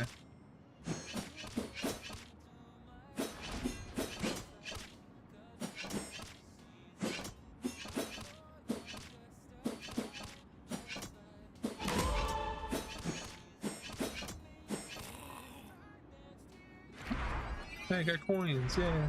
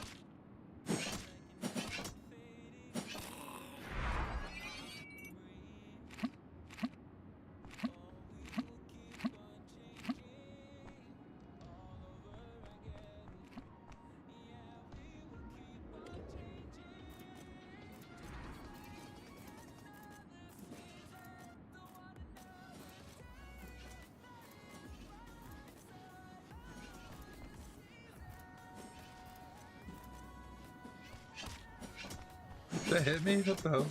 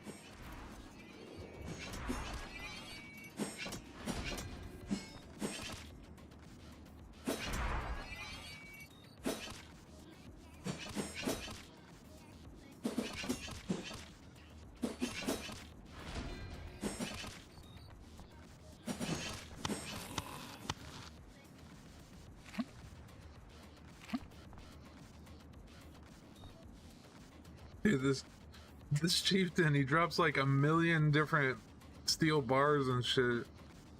It like just takes up the whole area.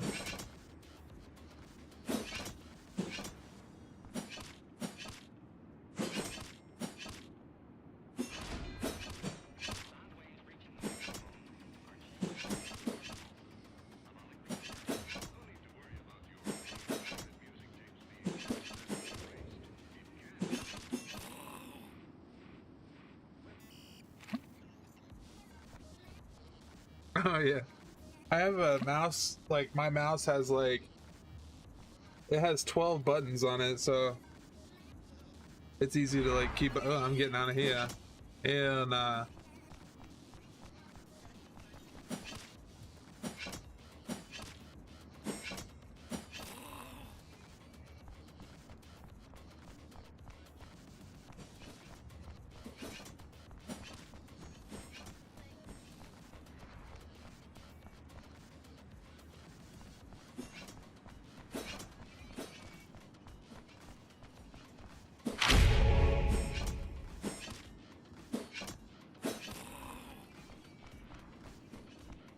this guy's gonna get one hit.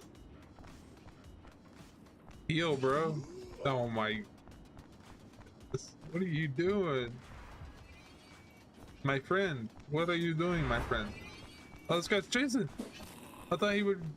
Nah. Oh, oh. My screen went black. I can't see anything. Okay, there we go.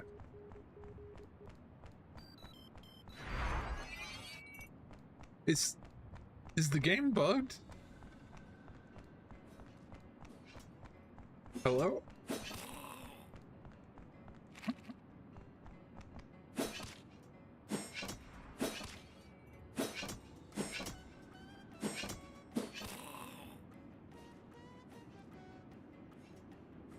He won't stop. He keeps chasing me. Help.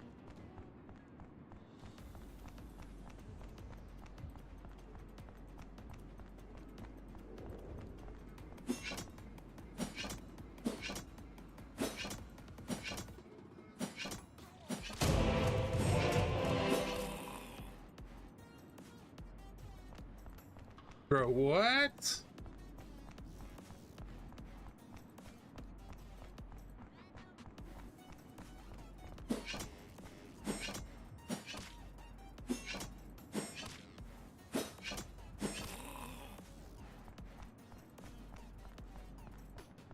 Dude, my game has to be bugged out. Yeah, there's a lot of buttons, that's for sure.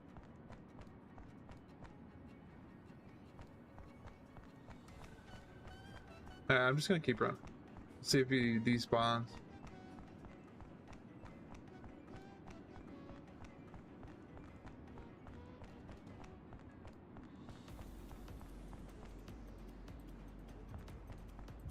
Bro, he won't leave me alone. It's gotta be bugged out. He's still chasing me. I didn't even attack him.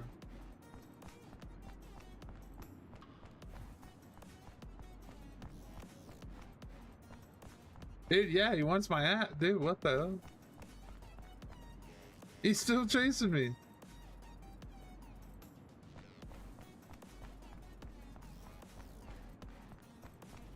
Help! Yeah, that failed him before. Dude, what in the hell? I've never seen him do this before. He usually despawns really quick.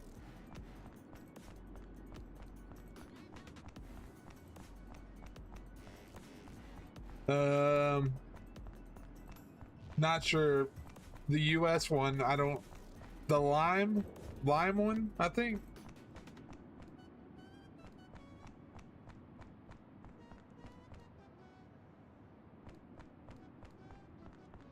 Oh, somebody got. I think somebody like hit it. There's colors. I don't, dude. I have no idea. There's like, I know there's like line or. Here, I'll just hold on. Main menu. Yes. Let me figure it out.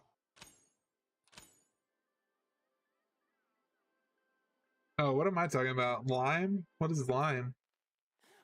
I don't know. I had a long day. I don't know what I'm talking about. US West is what I'm on right now. Server 1.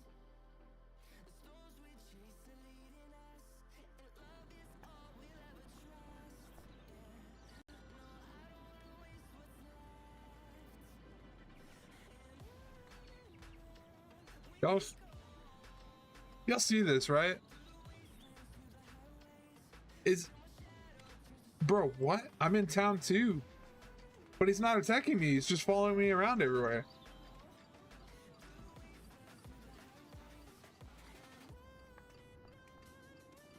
What the hell? Bro, what?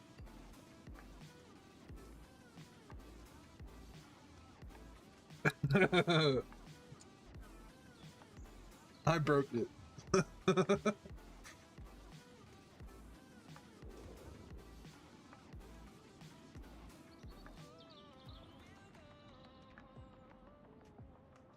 Language.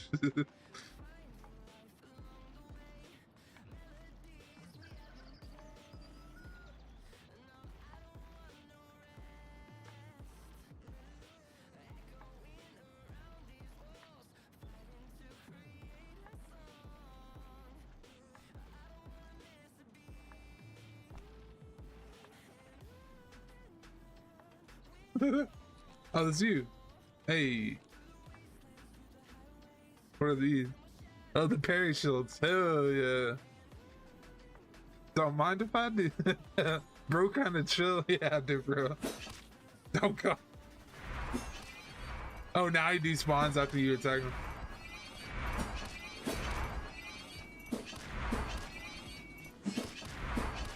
He's healing. He's like over healing it. That's funny.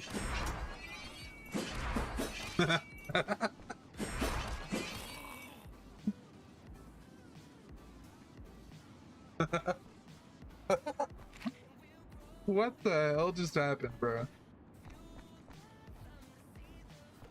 What the fuck? I'm so confused, bro. Server crash is your fault. I know, dude. What the hell is that?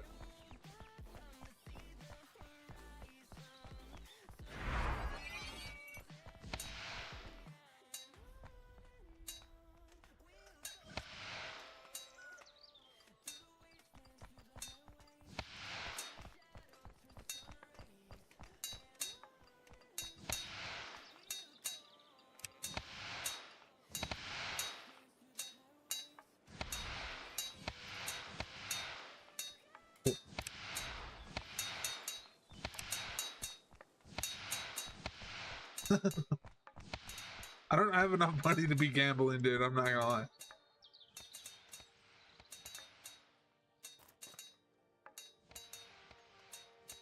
Hey, okay, so I can equip that now. Alright, put that there.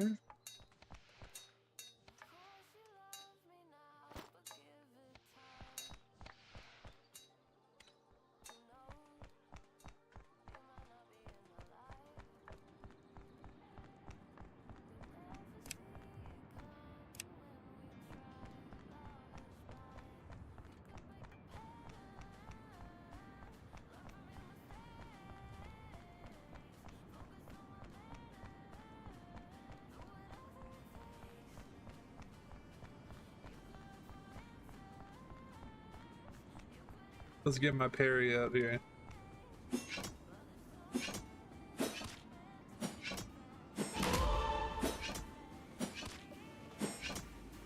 Level 2. Power level, dude. Power level. I'm heading out.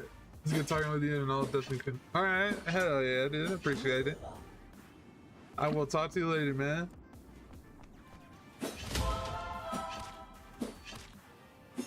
Thanks, thank you.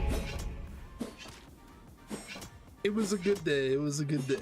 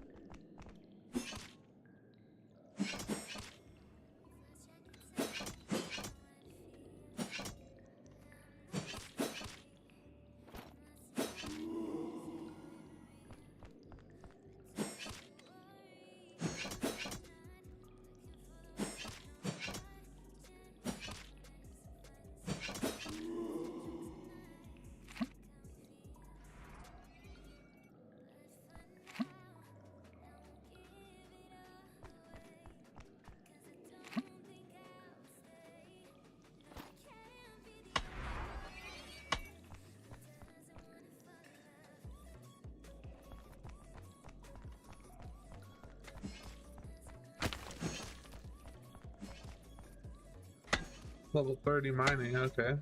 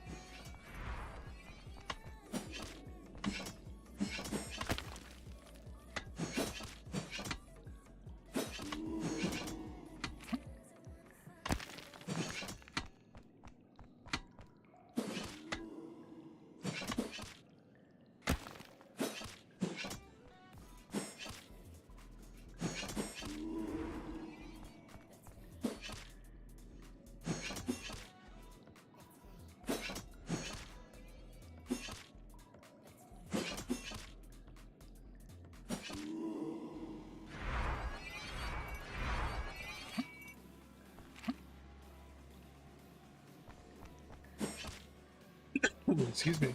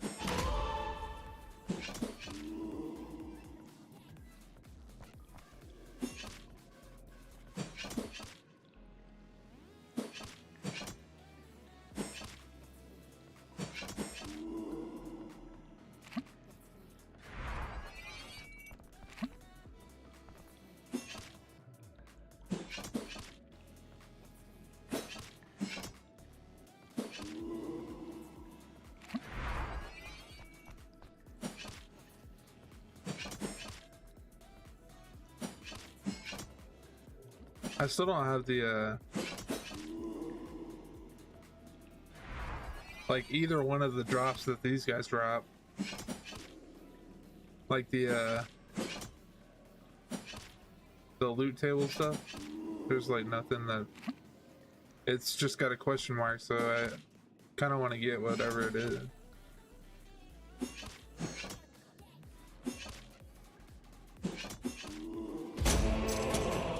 Ooh, okay, that's one.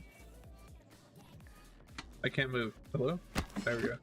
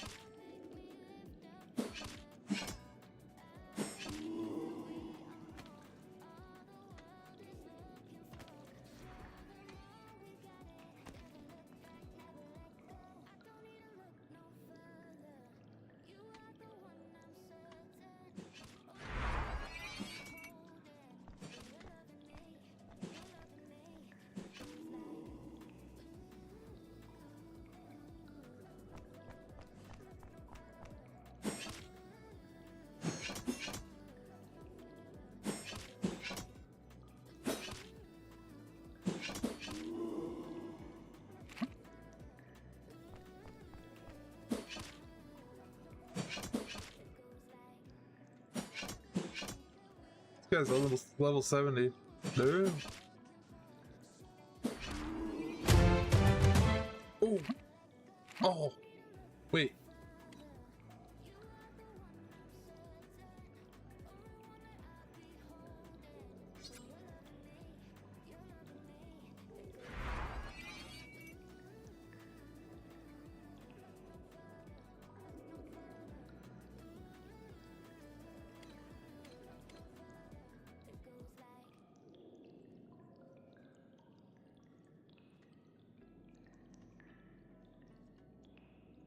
About 60.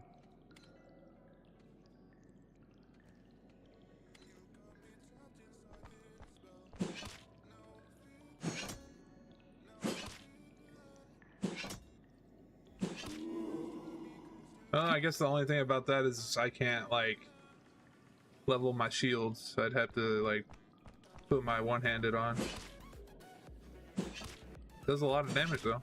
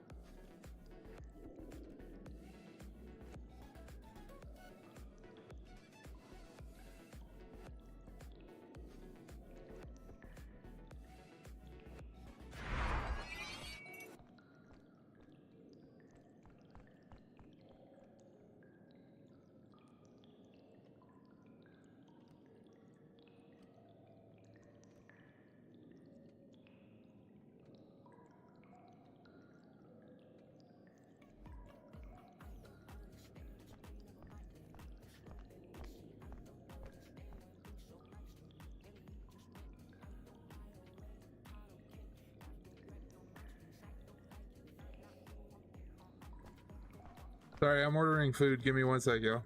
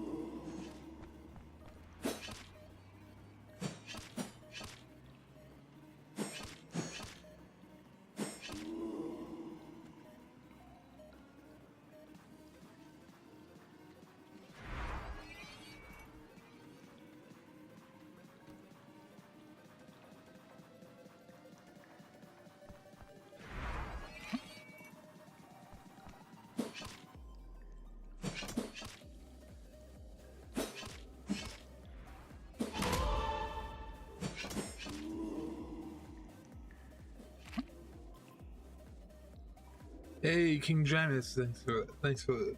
What up, dude? What up? What up? What up?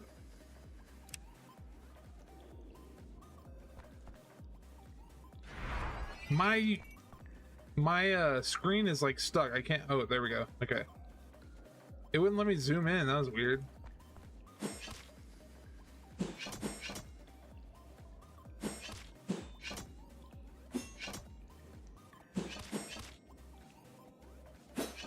The game is great. Yeah, it's fun, dude. I like it. I started playing like 3 days ago or something like that.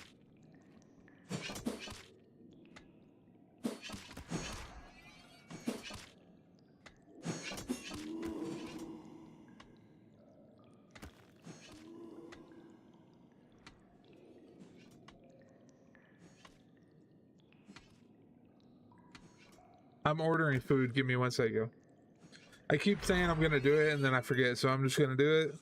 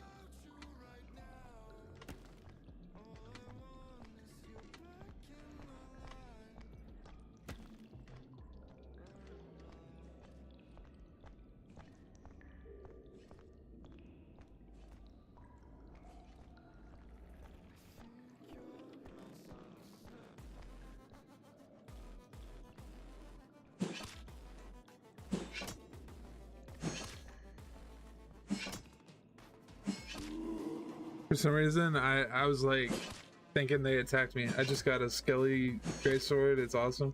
It like yeah, I just got one too. It does a lot of damage, but it's like you don't have any like shield or anything, so it's kind of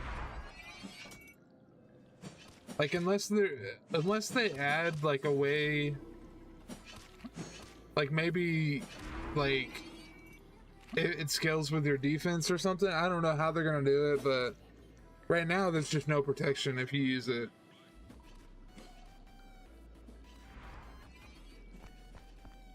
But it's not bad. It's not terrible.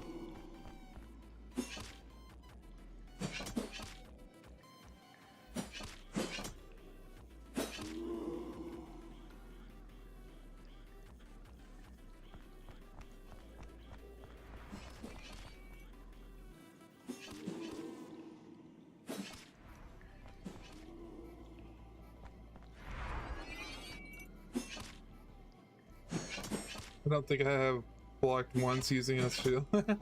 Damn. Yeah, I've got my defense up pretty high, so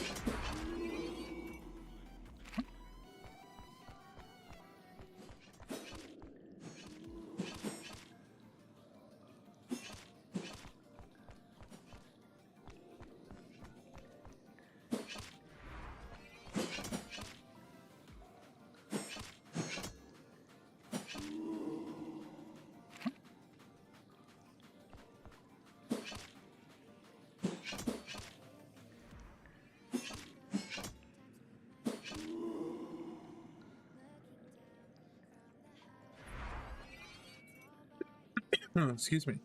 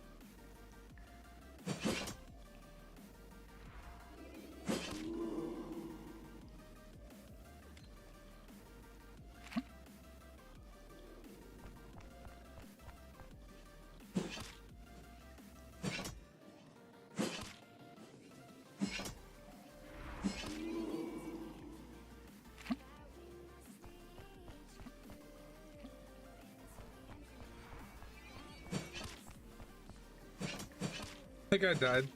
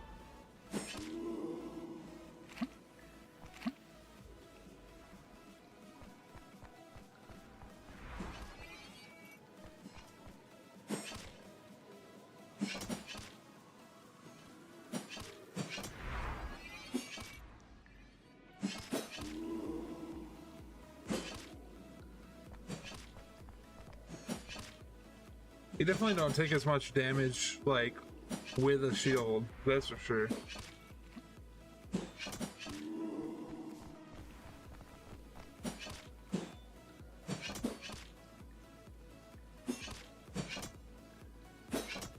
I feel like the...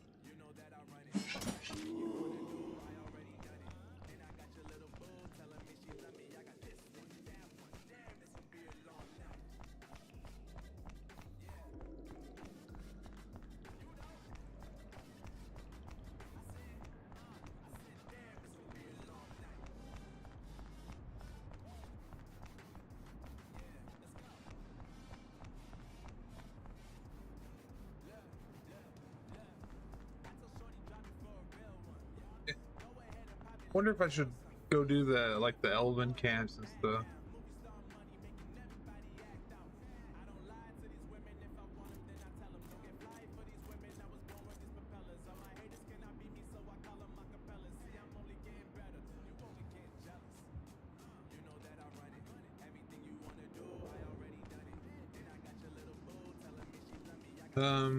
Where's that map at? So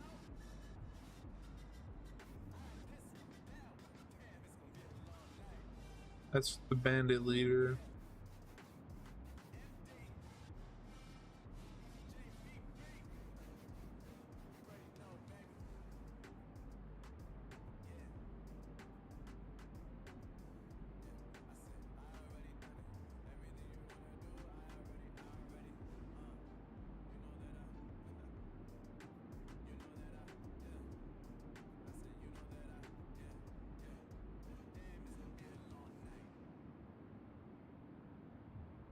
Elven Range, nice. Elven Great Sword.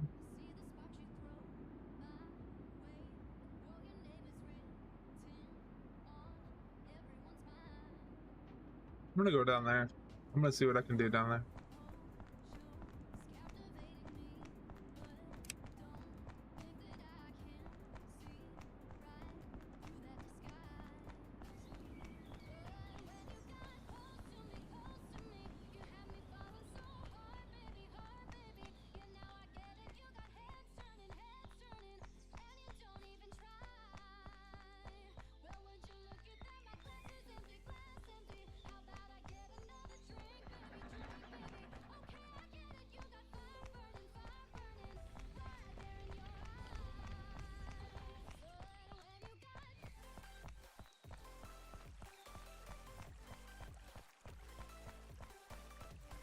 Oh, I need to... I was gonna heal, top up real quick.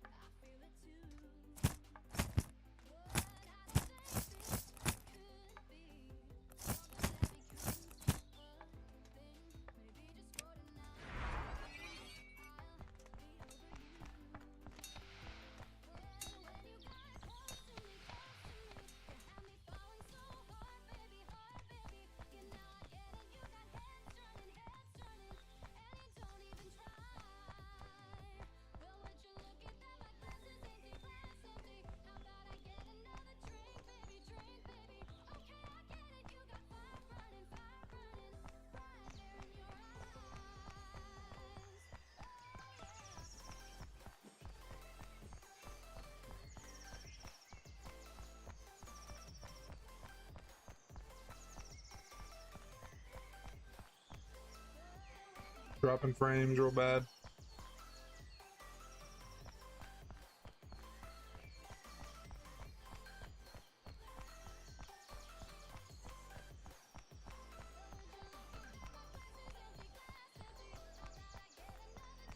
Oh, there's that. This is the mercenary.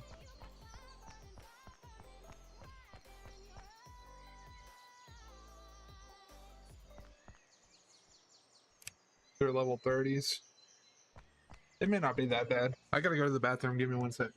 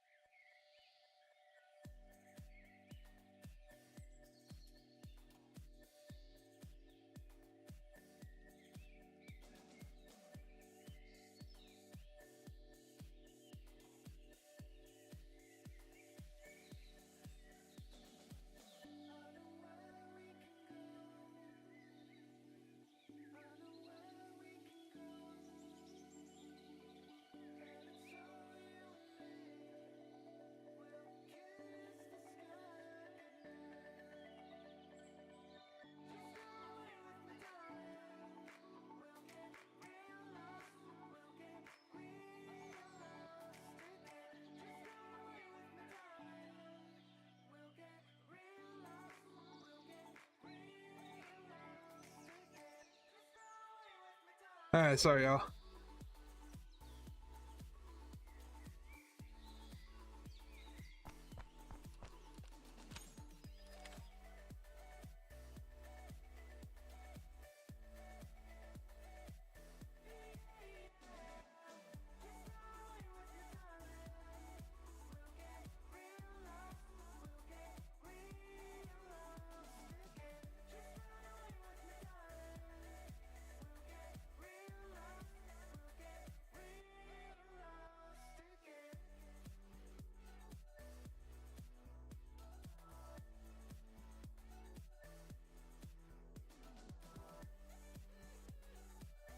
This is Ashes of Creation.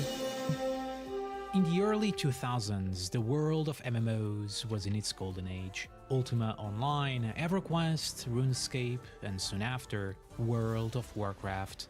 But standing among them was something a little different. A game that pioneered large-scale realm versus realm PvP, Dark Age of Camelot. Released in 2001, it quickly became a cult classic, hundreds of players clashing on screen at once. For many, it was their first MMO, a defining part of their early gaming years, memories now frozen in time.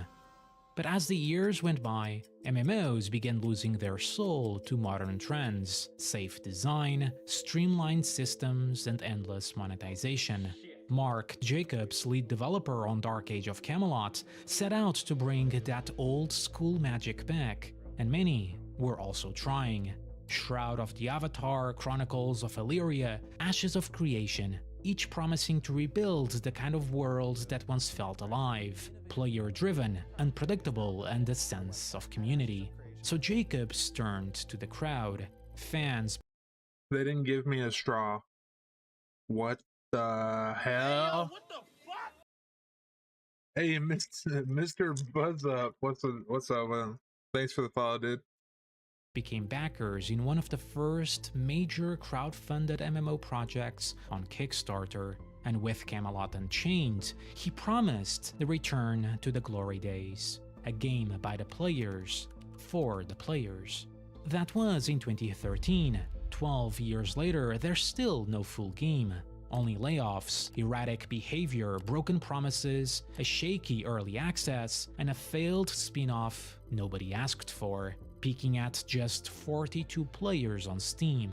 What began as a dream to revive the golden age of MMOs has become one of its greatest tragedies. Another heartbreak for fans who waited over a decade, watching years and millions slip away with barely nothing to take their place. Over the course of this video, I'm going to tell you all about Camelot Unchained. I'll tell you why I think it's going to be a great game, and I hope you will join us in what will be a great adventure.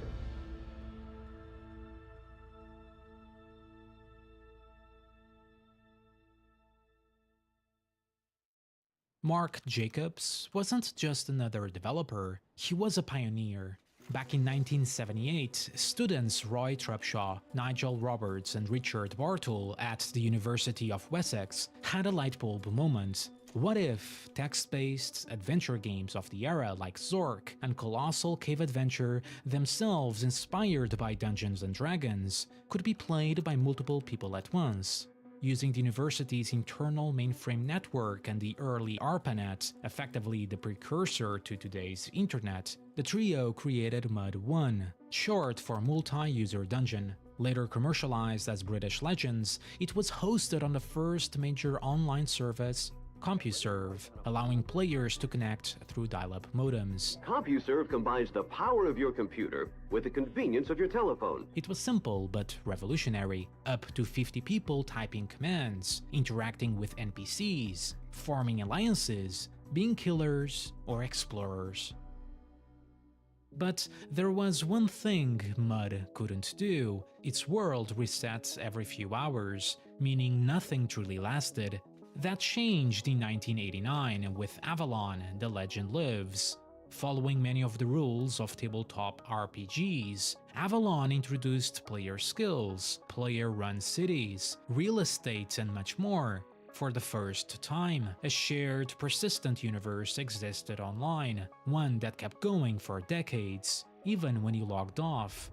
And Mark Jacobs, he was about to carve his own history. In 1984, frustrated by how expensive his favorite MUD had become, with some games costing between $6 and $20 per hour just to play, potentially adding hundreds to thousands of dollars to your bill, Mark decided to take matters into his own hands. He taught himself to code and founded Adventures Unlimited Software, creating the MUD, Aradath. It was hosted on Gamers World, a dial-up online service built by Jacobs himself, one of the earliest dedicated online gaming platforms ever made. By 1990, the game moved to the Genie network, and later, with the help of another developer, Darren Hyrup, it transitioned to the very popular AOL, evolving into Dragon's Gate. Its eventual webpage described it in a nutshell. Life in Dragon's Gate continues 24 hours a day, and events continue to occur without requiring your direct intervention. Dragon's Gate allows you to experience an exciting world designed to be more than just a text adventure. As a social gaming system, Dragon's Gate is intended to be fun. By 1991, also on AOL, Neverwinter Nights appeared with an evolution, the first graphical online role-playing game. It supported 50 simultaneous players. By 1996, 500 players, breaking the barrier for many MUDs at the time. That same year, Meridian 59 launched independently of AOL, offering a fully 3D world for the first time, and a flat $10 per month subscription, setting a standard for the years to come. Though a graphical MUD, Meridian 59 preferred the term MMPRPG, massively multiplayer role-playing game. It's still running today, completely free. But something else was about to break the mold. This Britannia is but one of many in the multiverse that is Ultima Online. In 1997, Richard Garriott of Origin Systems, better known as Lord British, creator of the Ultima RPG series, released Ultima Online. Britannia, for many, was the first true virtual seamless world. Thousands of players, and a player-driven economy. It was so revolutionary, it quickly reached 100,000 subscribers, peaking at over 250,000 in 2003, and for the first time, give a name to what these games had become. Massively multiplayer online role-playing game, the MMORPG, the genre that went on to capture the hearts and minds of millions of gamers around the world. But Mark Jacobs wasn't about to be left behind. In 1995, before Ultima's online release, he joined forces with Rob Denton and Matt Firor of Interesting Systems, creators of the MUD Darkness Falls, to form Interworld Productions. 2 years later, it was renamed Mythic Entertainment, a studio built on the dream of pushing online multiplayer further. Technology was advancing rapidly, the internet was spreading into homes, Ultima Online had proven what was possible, and a new wave of MMORPGs began to define the genre. EverQuest, RuneScape, Asheron's Call, Anarchy Online, and many more. Mythic, on the other hand, first started experimenting with a string of now forgotten online titles, and another text-based MUD, the dark fantasy Darkness Falls: The Crusade in 1999. A MUD focused on PvP, specifically a conflict between three realms fighting for ultimate control. And from that idea, Realm vs. Realm was born. It was here that their real journey and Mark Jacobs' legacy truly began. They had a vision to transform Darkness Falls into a full 3D MMO project, Darkness Falls 3D, built to compete with Ultima Online and the rising giant, EverQuest.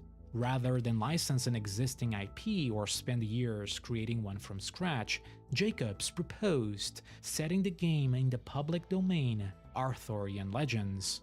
And so, when Realm became Albion, and two more were added, forming the foundation of the game's iconic three-realm conflict. Together, they would go on to shape what had become Dark Age of Camelot. Online game sensation where you control the game.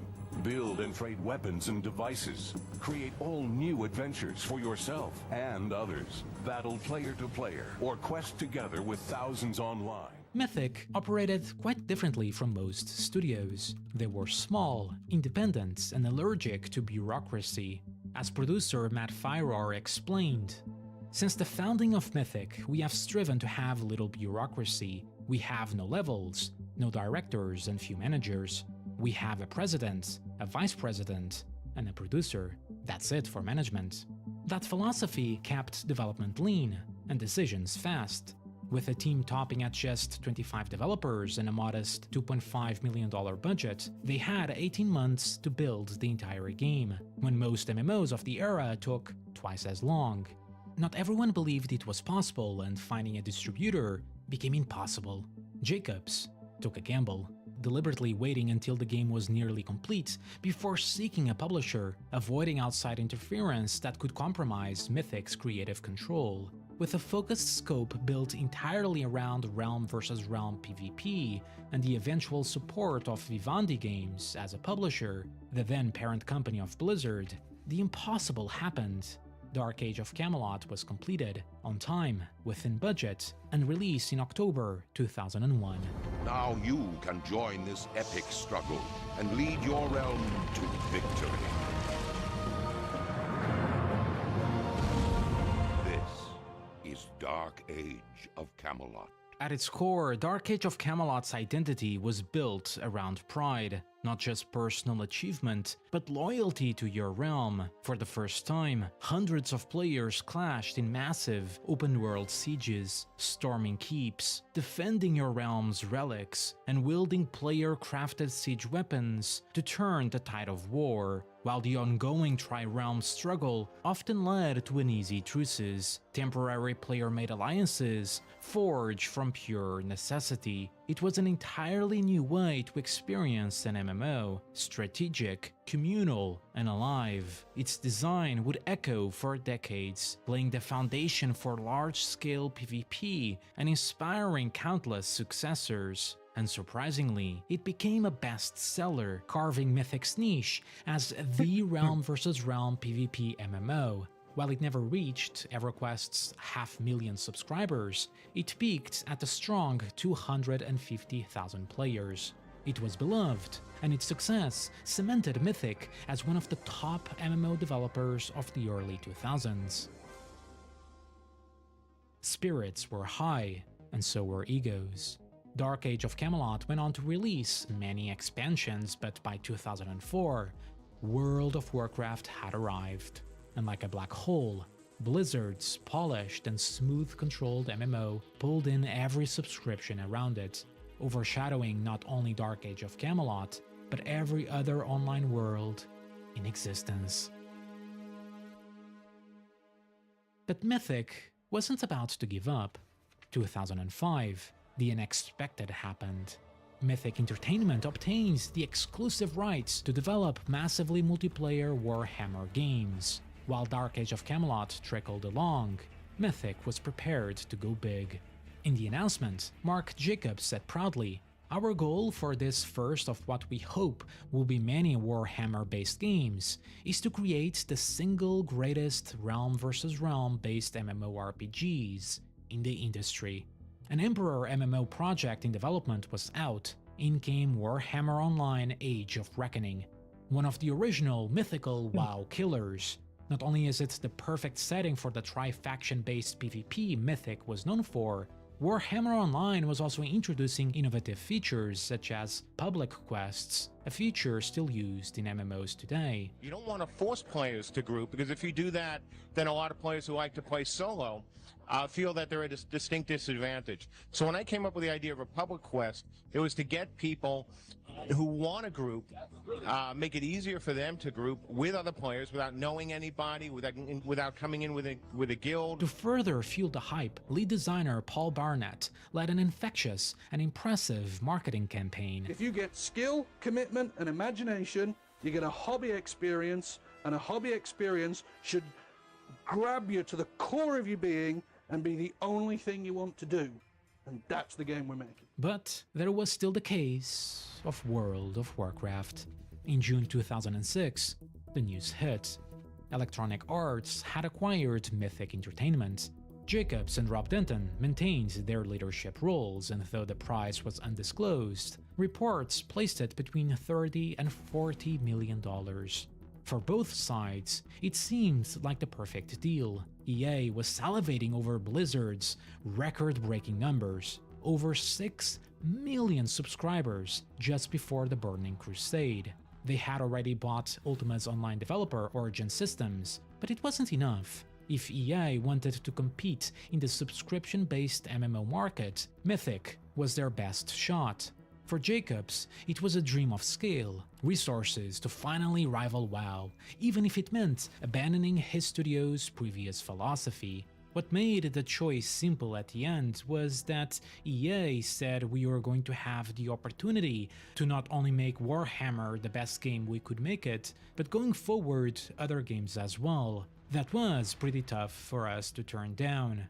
But not everyone shared his excitement. For many longtime fans, the deal felt like a betrayal, a sellout moment. They accused Jacobs of handing Mythic's soul to the very corporate machine he had spent years criticizing. His carefully worded letter to the community tried to ease concerns, insisting that EA's leadership were huge fans of Dark Age of Camelot.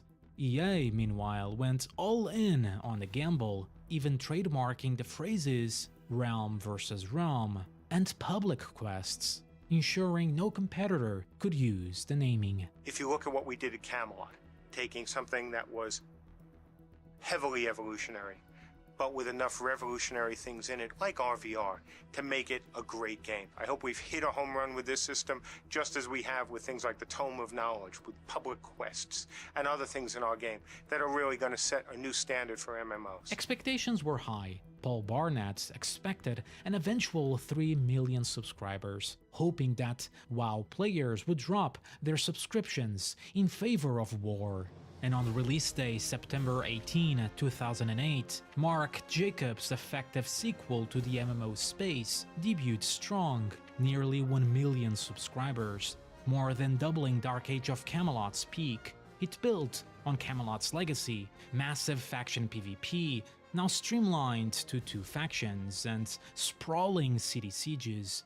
But what had once been a passion-driven experiment was now bound by corporate expectations. Much of Camelot's DNA was sanded down to resemble World of Warcraft. Instance battlegrounds, half-finished PvE content that padded the grind, and months-old bugs and class balance issues lingered unfixed, all under EA's pressure to ship early and chase Blizzard's upcoming expansion. While there was a beloved game underneath, even leading to an ongoing private server years later, what was once built for the players had become for the shareholders. And most damning of all, 2 months later, World of Warcraft: Wrath of the Lich King, peaking at more than 10 million subscribers.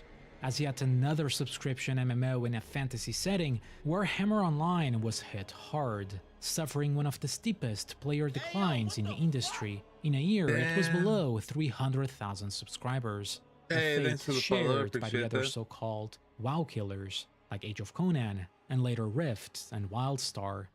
EA never even gave it a second life as a free-to-play title. While it remained profitable for its first few years, EA had already shifted its MMO ambitions towards a new WoW killer, BioWare's Star Wars: The Old Republic, with equally insane expectations.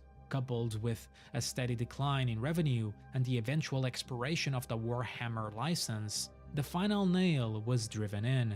By 2013, Warhammer Online servers were permanently shut down. But what about Mark Jacobs? In 2009, in the wake of Warhammer's disappointing numbers, layoffs hit, and Mythic was restructured and merged as a BioWare studio. Leadership shifted to BioWare's founders, and Jacobs was effectively pushed out. They made a decision on a direction they wanted to go, and obviously, as we put out in our joint statement, that wasn't a direction that had a role for me, or at least the role that I wanted. It really is as simple as that, or at least publicly.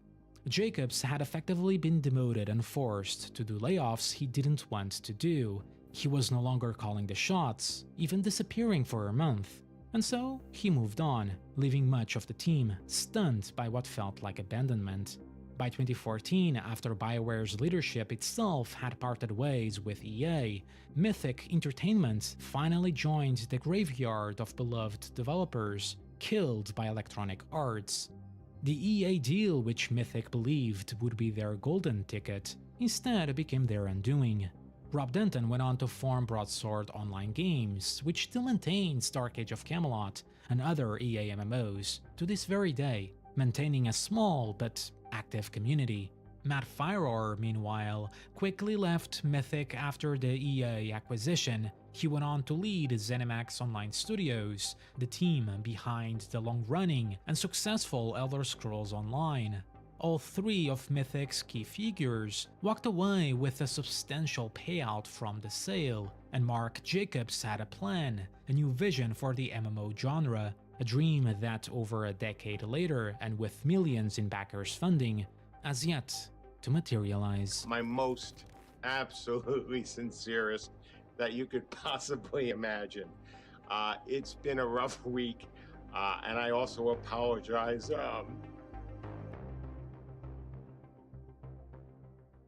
September 2011.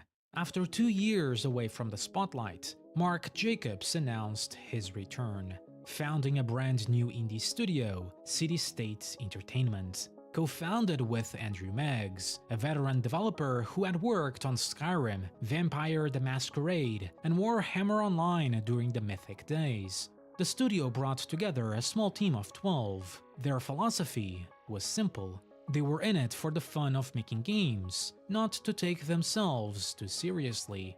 It felt like Mythic was back, smaller, scrappier, but full of the same spark. In an interview with Forbes, Jacobs admitted he was tired of strings and being told what to do by other people, a not so subtle reference to EA's leadership.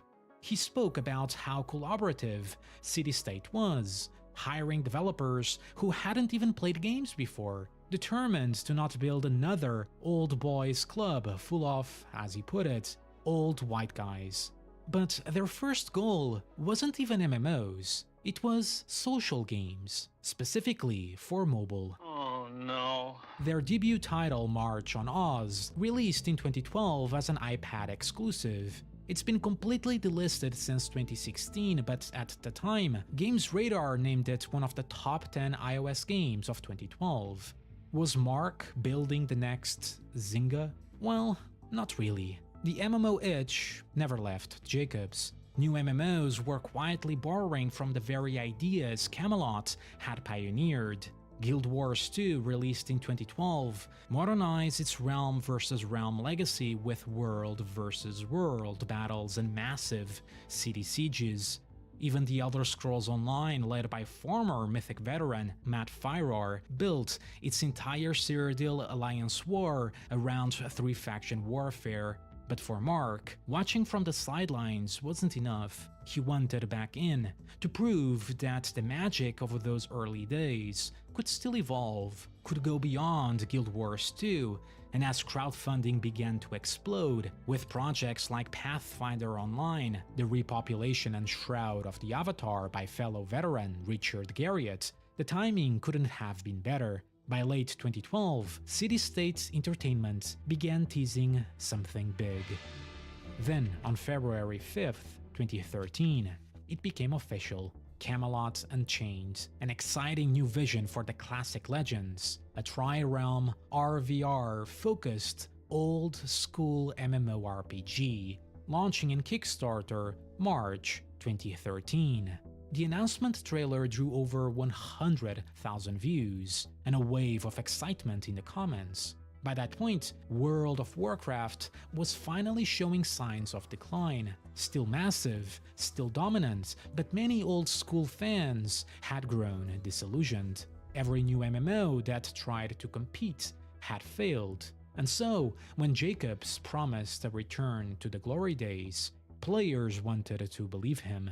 On the Kickstarter page, Jacobs and his team knew exactly where to strike. They argued that most modern MMOs had spent years chasing World of Warcraft theme park formula, becoming risk-averse and ultimately less challenging in its world. Camelot Unchained, they promised, would be different. It is focused solely on tri-realm combat.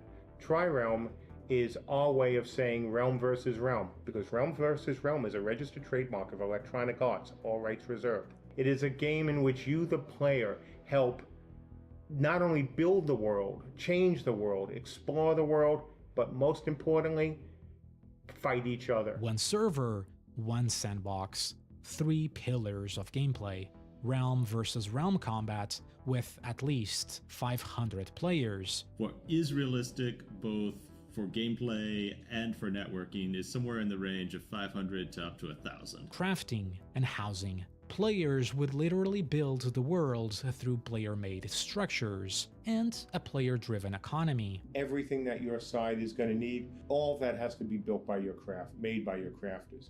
All the structures in the world, those have to be built or rebuilt by your crafters. Our building system, for one, it has a lot more in common with games like Minecraft than it does a game like, I'll say, Dark Age of Camelot. There would be no traditional PvE content at launch. Because this is a purely RVR game, without having to worry about PvE and having to worry about how people are going to defeat the NPCs. All we have to worry about, So how are you going to defeat the other players? Instead, the game would introduce several unique mechanics, according to Mark, never before attempted in an MMO. The Depths is an RVR dungeon unlike any I or anyone else I've seen has ever done. There is some PvE there, but here's a twist. When you lose control of the Depths to another realm, if you're within the Depths, you can choose to sacrifice yourself and become an NPC. You can also become a boss. The campaign goal was $2 million, and Mark Jacobs, he had a promise. I'm putting in $2 million of my own money. The day we fund, that money comes into the company. I also have another $1 million from investors. So I'm not standing here and saying, oh, just give us money. I'm putting my money on the line as well, and my investors. That's how much I believe in this dream. The total budget was set at $5 million, with Mark promising that refunds would always be available to backers if requested, a safety net rare for Kickstarter projects. The budget wasn't a huge amount, especially for MMO standards. Jacob's first MMO had cost roughly the same, but this was the 2010s, an era when game budgets, especially for MMOs, often reached tens or even hundreds of millions. It was a bold pitch, but with its tight niche focus, it still felt achievable. According to the backer tiers, testing was planned for 2014, with a full release estimated for 2015. Jacobs insisted the goals were realistic, aiming for 30 to 50,000 subs and an 80+ score on Metacritic, a subscription-based MMO designed for a loyal niche community rather than the masses. A risky gamble, but one that gamers were in for. Within the first 8 hours, Camelot Unchained raised an astounding $500,000. Throughout the rest of the campaign, City State Entertainment showcased extremely early prototype footage, rough tests by Andrew Meggs demonstrating their vision for massive battles and Minecraft-style building. They claimed that no existing engine could handle what they needed, so they would build their own. And so for our character and animation and rendering on the client, we are going with a completely custom solution that we've developed. And, that's scary. Yeah. A lot of people say, oh my gosh, you can't do that. That's never gonna ship, whatever. That decision immediately raised red flags. While technically true, creating a proprietary engine is a massive undertaking, costly, time-consuming, and risky. It's the very reason most studios today rely on engines like Unreal or Unity, especially indie studios. Even so, Camelot Unchained pressed forward. By its final day on May 2nd, 2013, the campaign had succeeded. More than $2 million raised from nearly 15,000 backers. A celebratory update was sent, concluding with, "We won't let you down." Over the following year, Jacobs and his team were extremely active, publishing frequent written updates, hosting Q&As, producing developer videos, and live streaming progress for backers. That same year, following the much-talked-about playable test, City State once again asked for more funding through new stretch goals. This time, contributions came directly through their own website, via backer packages, granting early testing access, in-game rewards, while funding future features. Tiers ranged from $35 to $425. And over the following years, they had amassed over $5 million for the total crowdfunded amount. Among the new stretch goals was the Depths, the unique dungeon-style PvP zone that didn't reach funding during the original Kickstarter. It was also the first clear sign of a familiar Kickstarter disease: scope creep. In particular was the BSC, batshit crazy design documents. Many sounded grounded enough: a fully moddable UI, a dedicated crafter class, a basic stat system, but others ventured deep into fantasy. The proposed RVR map, for an example, would consist of puzzle piece territories that players could claim, build upon, and even reshape. The map itself dynamically reassembling over time. What if part of the role the players play in our game.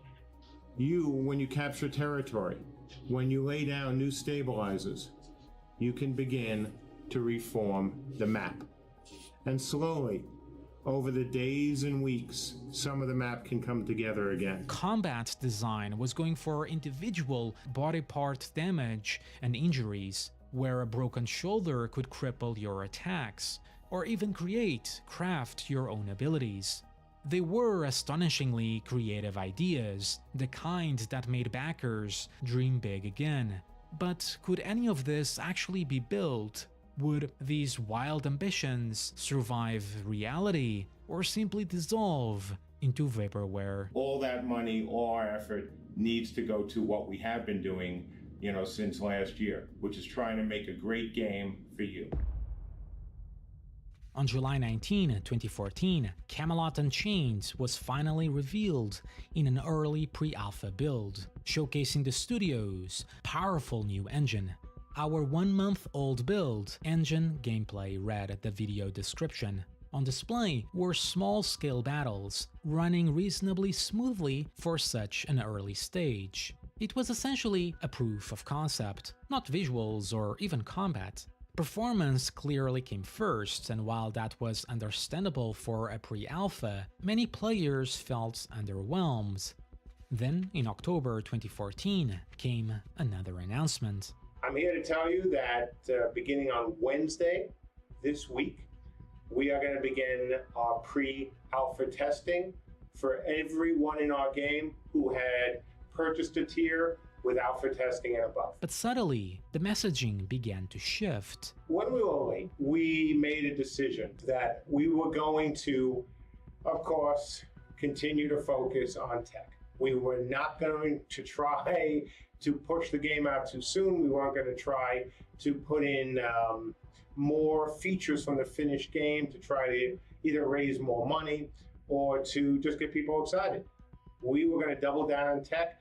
So what you guys are going to be seeing is something that's in between a pure engine demo and a bit of a game. The daunting task of building a proprietary engine was revealing itself. These early alphas weren't just about building a game, they were about building the technology to make one. And to be fair, that made sense for a pre-alpha. This was supposed to be the foundation, as said in their Kickstarter pitch.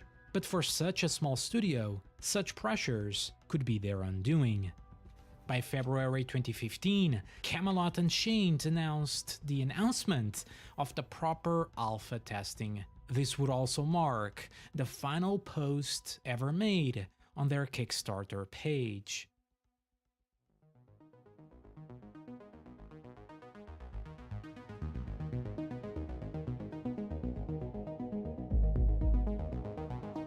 On April 6, 2015, another tech demo video was released, and it became their most viewed video to date. It showed an upgraded engine from the previous year, dozens of players attacking a fortress with almost no lag, even featuring live structural destruction and projectile physics.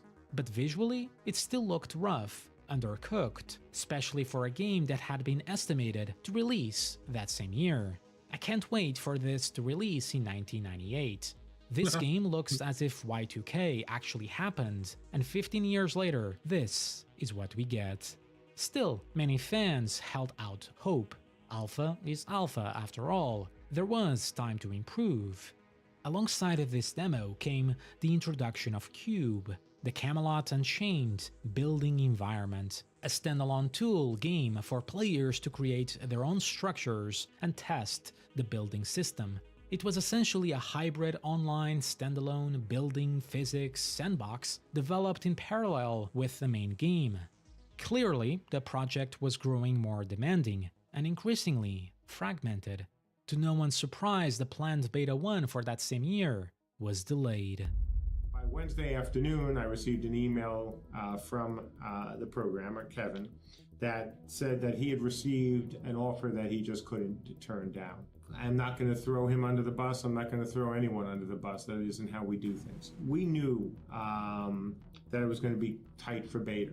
We thought with somebody as talented as he is, that we would have a much better shot at it. Right now, frankly, I can't say with a straight face that we have any shot of making beta at the end of August, even if we stretch it out to the end of August. Delays, of course, are normal, and backers appreciated the team's transparency. It was an unfortunate turn of events, but according to Mark Jacobs, the budget was still stable and under control. So, it all seemed well, just another delay. But then came early 2016, and major issues surfaced. First thing I'm going to do is I'm going to ask Max to turn off the comments, as we usually do for these announcements. We have to announce that we are going to delay the opening of Beta 1. We are not going to be able to make a certain system work the way we needed it to work in order to make Beta. And that system, unfortunately, is the ability system. As Andrew said and I said, we could have, half-assed it. We could have tried to sneak this into Beta, and we're not. We didn't have to be here. We didn't have to do things the way we're doing. We don't have to offer refunds. We don't have to do any of this. But we're doing it because it's the right damn way to do it. A full rehabilitation of the game's core systems was announced, delaying Beta 1 indefinitely. By January 2018, there was still no beta, but finally, some exciting news. We have received a major cash infusion for City State Entertainment. $7.5 million had just been invested by GF Capital, the same firm that once held a minority stake in Dark Age of Camelot. According to Jacobs, many of these were individual investors he had personally known for years. With nearly 30 developers on staff and the need for more, this new funding would allow City State Entertainment to expand, to finally complete their in-house engine Camelot Unchained and Cube. By this stage, the original crowdfunding money was effectively gone, spent. Jacobs himself had poured in millions more from his own pocket, bringing his personal investment to around $5 million. For a total of roughly $17 million behind the project. But the full picture was hidden between the lines. While investors trusted Mark Jacobs again, they weren't really investing in a game, they were investing in a technology, a custom-built engine designed to power massive, player-filled battles. In an interview following the deal, Mark Jacobs proudly claimed they were an order of magnitude greater than other games, topping more than 2,000 players on screen simultaneously at 30 frames per second, aiming for a 2019 game release. Maybe this time it would finally happen. Welcome all, Beta 1 is finally here.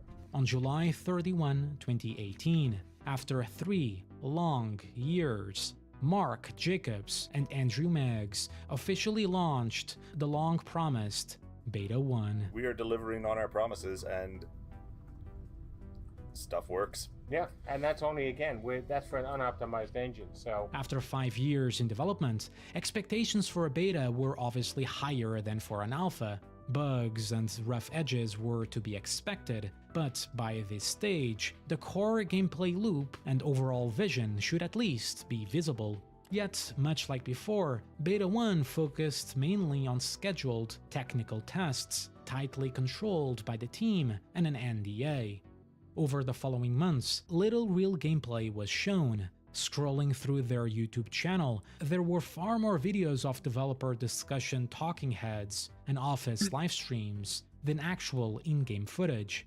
And from that launch, in 2018, to the day this video is being made, Beta 1 remains the only playable version of Camelot Unchained. To no one's surprise again, skepticism kept growing. By 2019, the planned release year was once again delayed. The bottom line is, and this should be no surprise to anyone who's played the game, is that we're not going to be ready this year. Jacobs was apologetic, insisting they weren't asking for any more money from backers, that all future funding would come from themselves and investors. But that reassurance rang hollow to many, considering the millions fans had already given. Despite a steadily growing team, Jacobs admitted in an interview just months earlier that the real problem was a shortage of engineers, so severe that even Cube had been sidelined and could no longer stand as its own project. Still, Jacobs insisted on stream they had new hires, more engineers, and that Camelot Unchained was on track. But for the community, patience was starting to run out. The ultimate cart before the horse. By taking so many years to build an engine capable of supporting thousands of players in a single area, they have guaranteed that it will almost never actually happen in-game, thanks to waning interest and aging visuals. That was the real tragedy at the heart of Camelot Unchained. The dream that was supposed to build the world had instead built a wall around it. And this was the beginning of Mark Jacobs' downward spiral, a slow-motion train wreck that never stopped crashing. We are pushing forward with a lot of things for CU. January 31, 2020. A colossal update stream went live. Excitement brewed. What could it be? And it began with a reassuring preamble. So, I am turning off comments. Why am I turning off comments? So, before I turn off comments, let me just say, what you're going to hear at first is going to surprise you. And some of you may get angry. Jacobs went on to explain how, while experimenting with NPCs for Camelot Unchained, he had a sudden idea. Oh, this is like Total War plus, Camelot. And oh my god, this would be so cool if we could play this game. Oh, I had an idea. We welcome you to Final Stand Ragnarok. Mark went to great lengths to justify the existence of this new game, why this new project made sense, why it wouldn't affect Camelot Unchained. But for backers, it felt like déjà vu, as if the project wasn't fragmented enough. Now there was another thing to work on, one that never was part of the plan or the original deal. And when we promised you back in the day that we were going to be able to network and have battles of 500 people and do things like this with NPCs, well, here you go. Final Stand Ragnarok was pitched as a co-op action game, up to 8 players, fighting off enemies in large-scale horde-style battles, a mix of Smite and Dynasty Warriors. In theory, it was a bold experiment. In reality, it looked more like a testing ground disguised as a game. Behind the scenes, theories started circulating. Many believed this pivot wasn't Mark's idea at all, but pressure from investors. Remember, GF Capital had poured $7.5 million into the company. They expected to see something released. Final Stand Ragnarok was that something. A quick, marketable product meant to prove the technology and in the future sell cosmetic microtransactions. With, of course, pledge backer tiers available for purchase, granting Final Stand first early access. To many backers, the announcement felt like a betrayal, and a wave of refund requests hit almost immediately.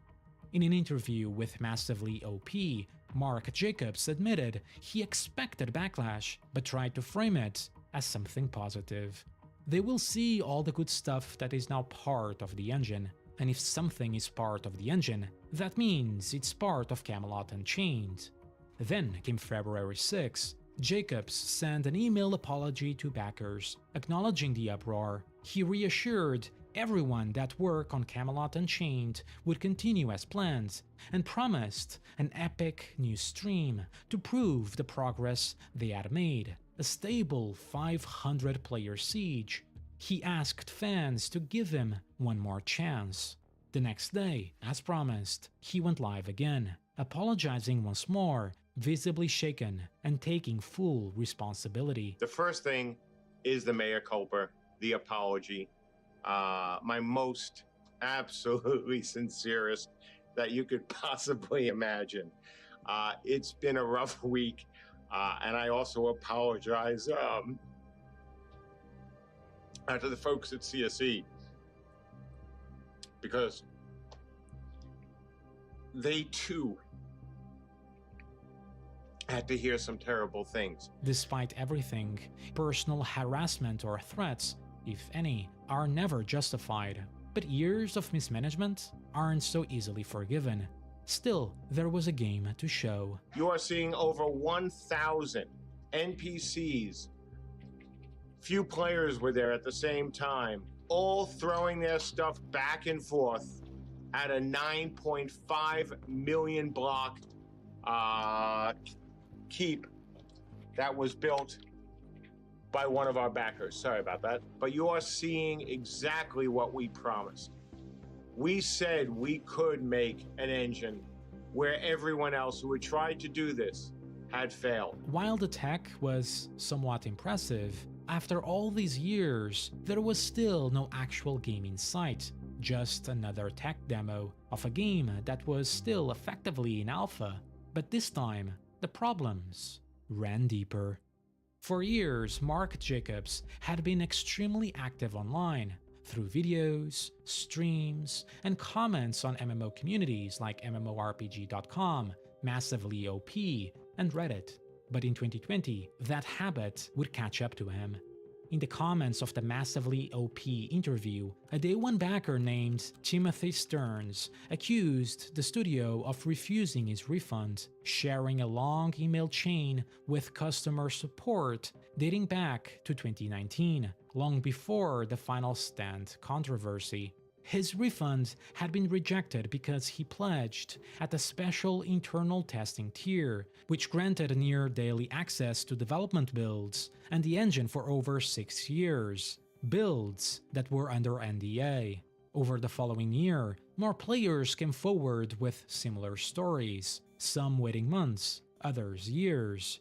Jacobs jumped into the comments himself and replied with a simple LOL. Just LOL. He followed up with several messages insisting that refunds were still being processed and that only a handful of testing tiers were excluded, something he claimed had always been disclosed. Technically, that was true, but professionalism was another matter. For a studio head, this was the moment to step back. Instead, Jacobs kept arguing.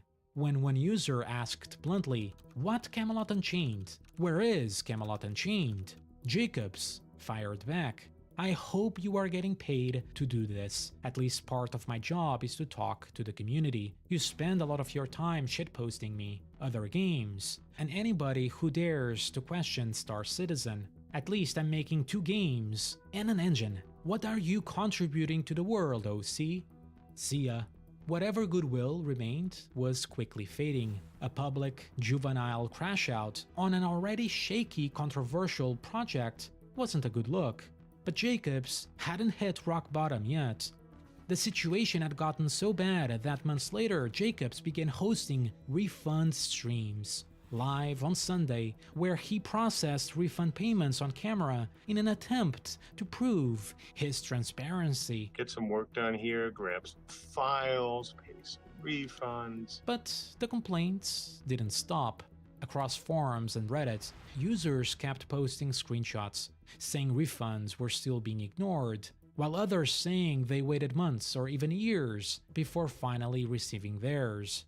One of the biggest issues, you see, was the refund verification process. Backers were required to provide their original transaction ID, which for many, given how old some pledges were, simply wasn't accessible anymore. Jacobs reassured them that refunds could still be processed by matching emails and account data, but admitted it would result in a much longer turnaround. It was a never-ending mess. That September 13 refund stream would be Jacobs' last on YouTube. He was also taking a break all over other social media like Reddit, MMORPG.com, Facebook, and Massively OP, over the back and forth arguments, criticisms, and personal attacks, which again are never justified. Shortly after, the studio's extremely active YouTube channel, aside from a few small clips, went completely dark. Over on Twitch, streams also became sparse. Jacobs and the team were growing noticeably quieter, and Camelot Unchained seemed to fade right along with them. But not Final Stand Ragnarok. In December 2020, it quietly entered first access, with a newsletter by Jacobs stating that if Final Stand is as successful as they hope, more people would be hired to work on Camelot Unchained, effectively saying if there is support for this game, we can finally release the game that was originally pitched. And with it came a trailer with comments and likes disabled.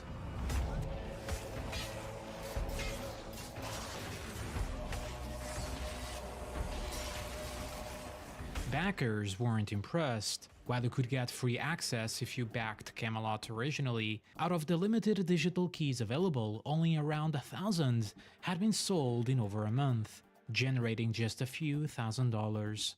By May 2021, on the anniversary of the original Kickstarter and post the COVID lockdowns, a new update promised. By the end of the summer, Camelot Unchained will look and feel more like the game that you expected to see when you backed us than ever before. The team claimed all the new features and updates would soon form a real gameplay loop. Finally, an actual game. Could this be it? Could Camelot Unchained finally come to life?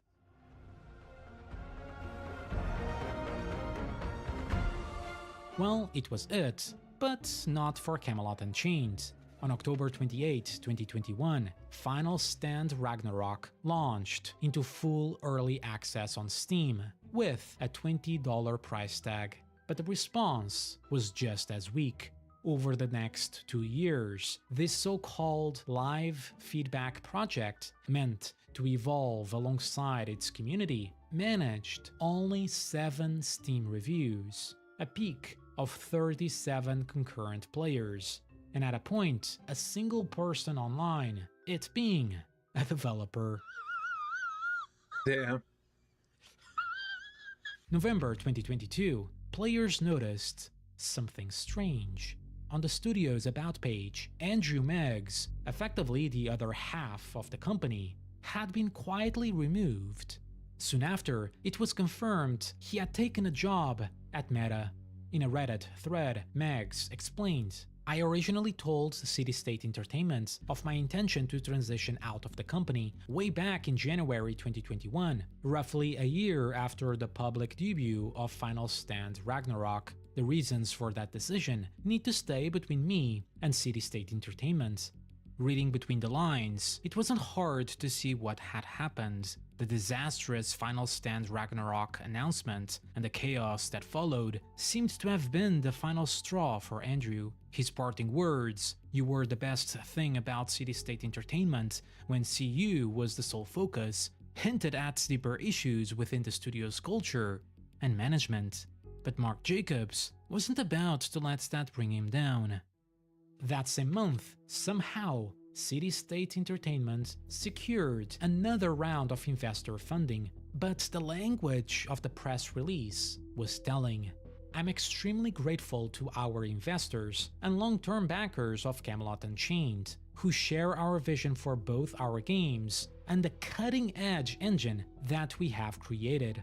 Jacob's wording spoke volumes. It seemed to be all about the engine, the technology. The company seemed to survive now purely through private investment, while fans were left to theorize what was really happening behind the scenes. 2023 came and went with almost nothing to show, except for one final Twitch stream from Mark Jacobs, the last we would see from him for nearly 2 years. I think we're in pretty good shape. Again, we now have more engineers than we've ever had, which is fantastic. Again, when you look at the state of the engine, you look at the state of our games, we just keep moving forward. I wish it wasn't as slow comparatively as it is, but we are making lots and lots of progress, and hopefully I'll see you all soon. Bye, everybody. February 2024, a single huge announcement. a rebrand. As of today, we have officially changed our name from City State Entertainment to Unchained Entertainment. The new name is one of the changes that have been swirling around our studio for many months. And the plan is really simple: by the end of 2025, to have Camelot Unchained up and running as a viable commercial RVR-centric game. But I'll speak more about this the next time I livestream. Mark Jacobs' letter to the community made it sound like the comeback was finally here, while skeptical fans could argue it was a way to escape all the previous controversy, the slate wiped clean. A new press release expanded on the vision. The freshly branded Unchained Entertainment was going big. The Unchained engine was realizing Mark Jacobs' dream from 30 years ago, to deliver massive battles akin to The Lord of the Rings, and one day license this technology to other dreamers. An engine that could power not only Realm vs. Realm, but Extraction and Battle Royale titles. All the right buzzwords to make investors salivate. By this point, the studio had secured yet another round of funding, reportedly from A16Z Games, Island Capital, and the Lauder family office, pushing forward to not only release Camelot Unchained, but its engine and final stand Ragnarok. In total, Unchained Entertainment had amassed staggering resources, totaling between $32 to $41 million, enough to expand the studio to over 50 employees. March 14, 2024. First stop, Final Stand Ragnarok. You, chosen by my divine hand, must put a stop to this oncoming doom. It is time for one final stand. For real this time. A brand new trailer finally hit their channel. It marked the game's third early access launch since 2020. It had evolved into a PvE looter slasher with a battle royale PvP mode coming in the future. And this time, they went all in, paying for sponsored streams. Thousands of dollars thrown at big influencers like CoCarnage. But even then, it was a disaster. That previous 37-player peak, it had climbed to an astounding 42 concurrent players. Steam showed just 25 reviews, holding a mixed rating. A flop of epic proportions, making Concord look like a massive success. Development limped along for a few months, but players had already moved on. By September 2025, Final Stand Ragnarok was quietly shut down, delisted from Steam, and effectively erased. But that's fine, right? There's still the engine, there's still Camelot Unchained, right? Despite all the funding, in January 2025, Unchained Entertainment was hit with massive layoffs, confirmed by former co-founder Andrew Meggs. Roughly 24 of 55 employees were gone, and backers finally had enough. Demanding answers, a forum user by the name Phallic Ball Chinius posted a thread. If we do not receive a detailed timeline and regular updates within days, we will explore the option of filing a class action lawsuit under applicable consumer protection laws. This action would aim to secure refunds for all eligible backers and ensure accountability for the promises made during the campaign. Lawsuits like these rarely go anywhere, the most famous example being Chronicles of Illyria, whose case was ultimately dismissed. Still, it prompted a reaction. A developer responded publicly, forwarding the message to Mark Jacobs and promising a reply within 90 days. A speedy response by Unchained standards. And so, in April 2025,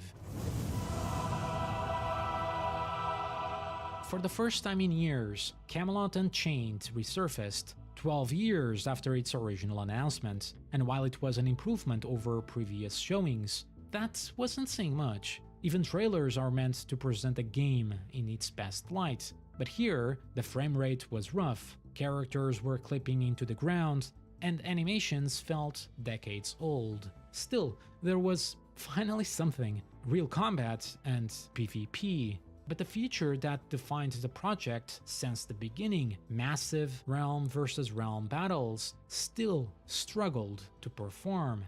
After all these years, the one goal that mattered the most remained subpar. Even so, it was a work in progress. But that wasn't the only surprise. Mark Jacobs returned to Twitch, explaining everything. To go silent, radio silent, and all points mostly silent, was not easy. But we did it for a reason, and the reason is really simple. A couple of years ago, we made a decision. We had a decision to make about Camelot Unchained, and nobody felt worse about where we were than I did. Another important conversation that happened, and that was, could we actually deliver a full game in a reasonable amount of time? And we made the decision to take Camelot Unchained down to the studs, to deliver a playable game, and then hopefully something that we make into a great game.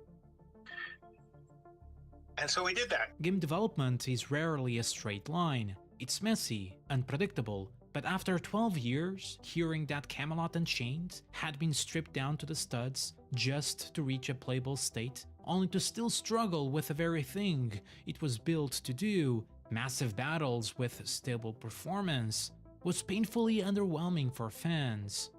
And then came August 2025.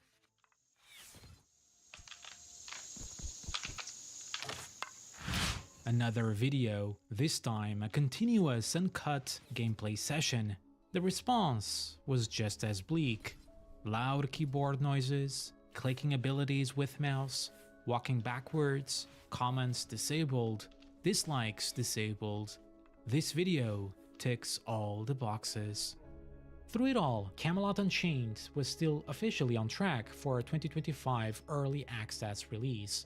The Backer store had finally shut down in September 2025, and surprising now that the studio was no longer operating on backer funds. Most assumed it was simply in preparation for launch. Alongside it came yet another trailer. There were minor improvements. It looked more complete, more playable, but still painfully rough, clunky and dated. It raised little, if any, excitement. Most people had already moved on, and any hope evaporated.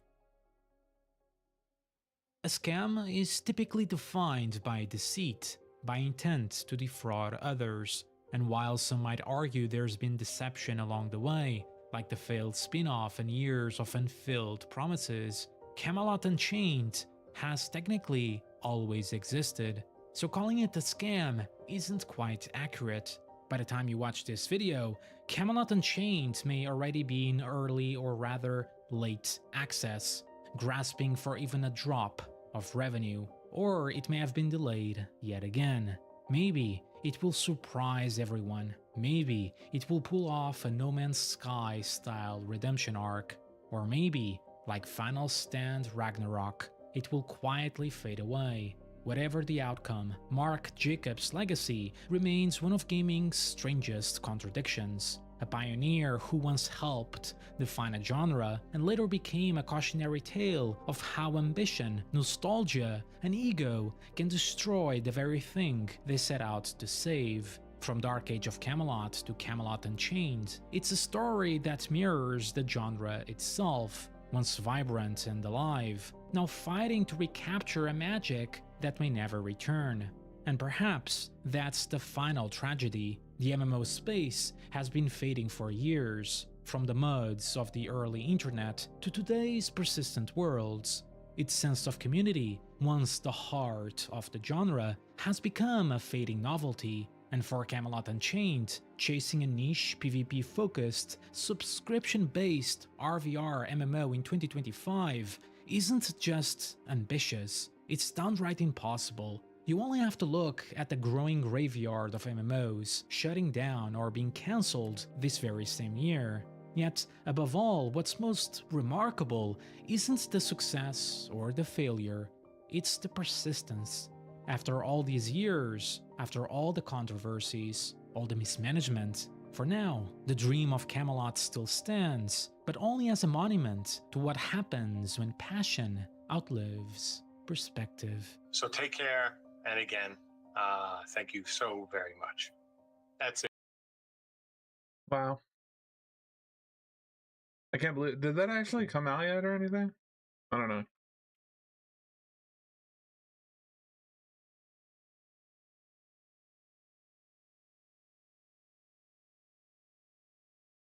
Nope.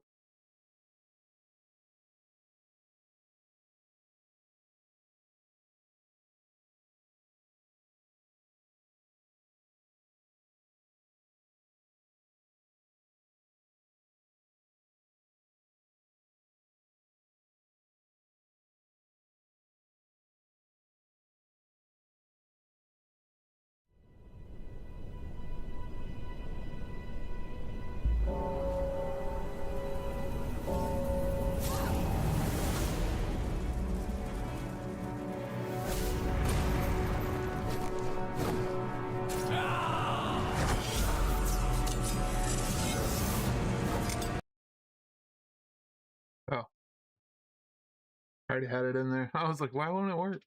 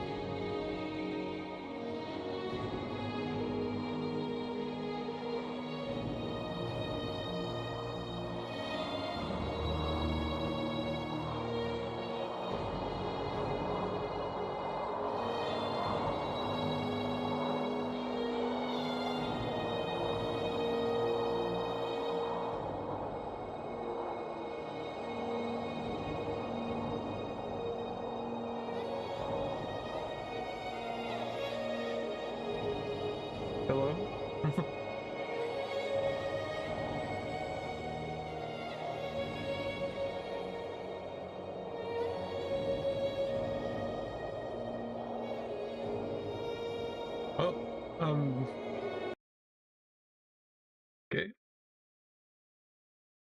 Retry.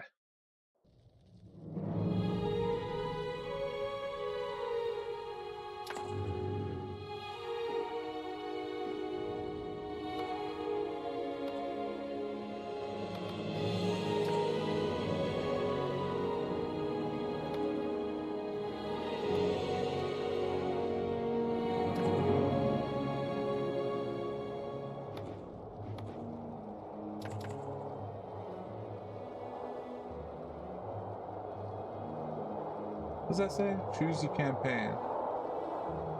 I don't.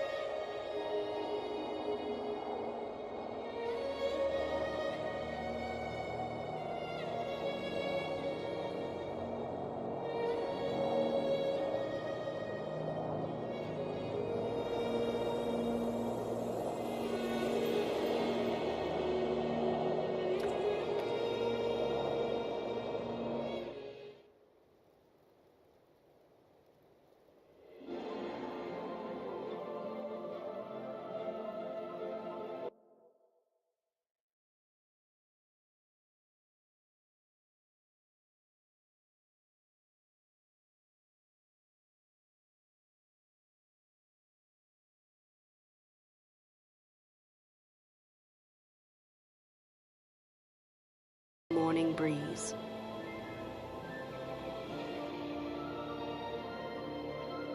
People carry on with their daily lives, unaware that in a short while, everything they have ever known will come to an end.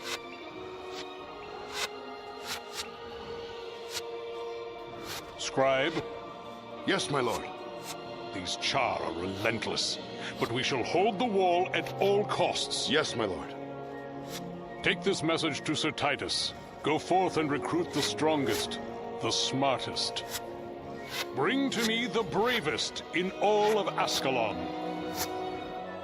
Find me the heroes who will lead our kingdom to glory. As you command, my king.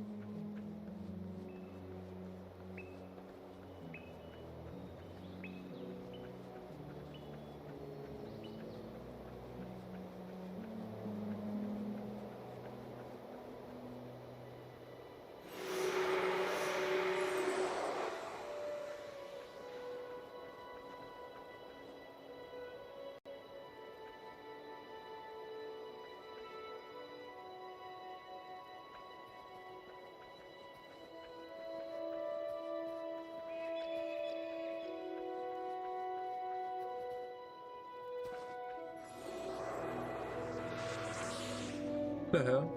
It like teleported me backwards.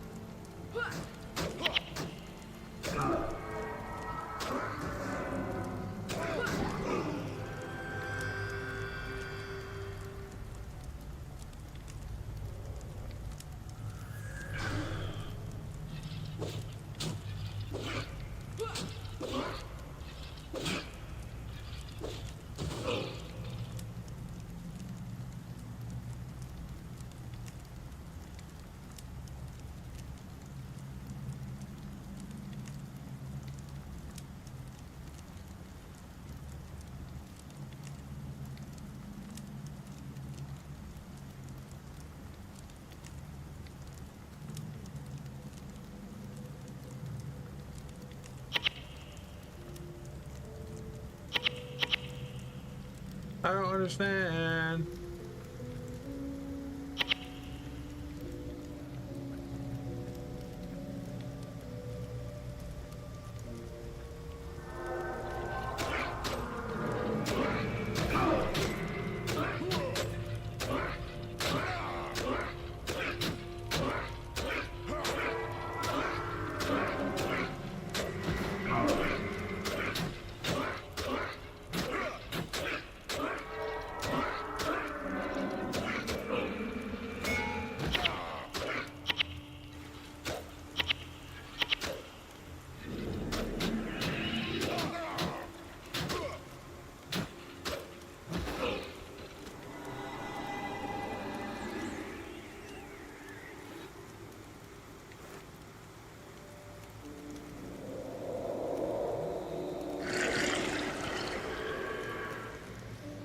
There we go. That's what I'm talking about.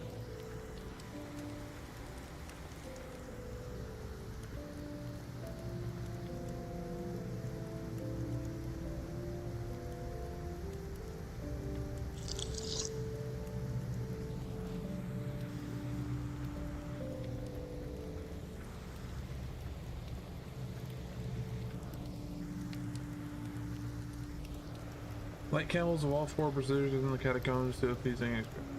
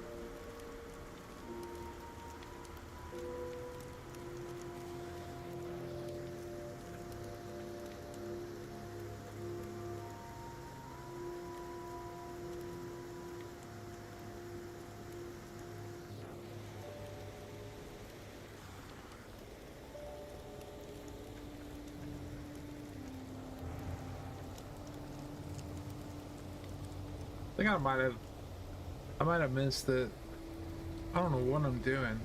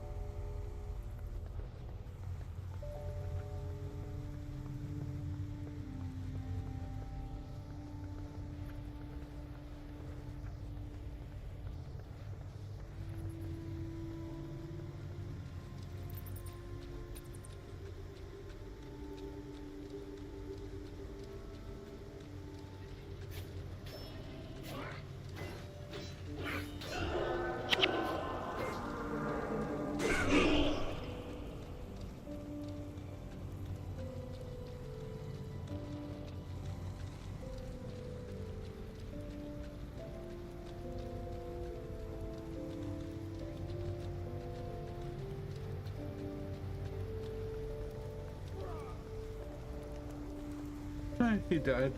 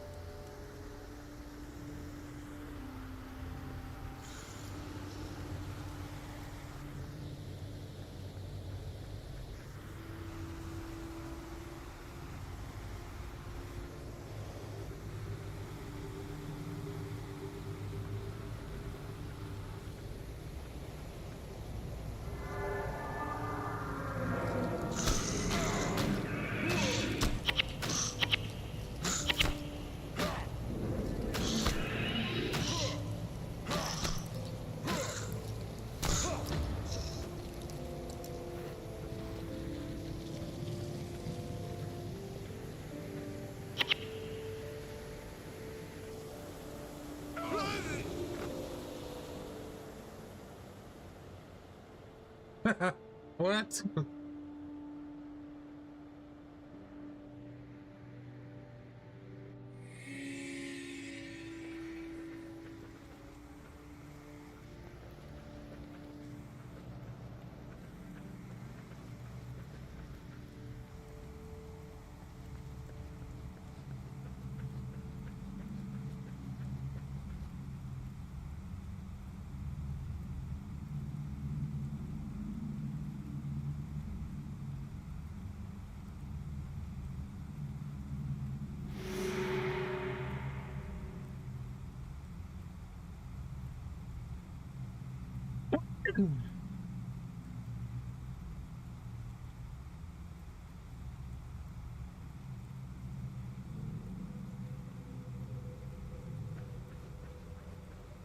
Yeah, I guess I gotta finish that, whatever that was.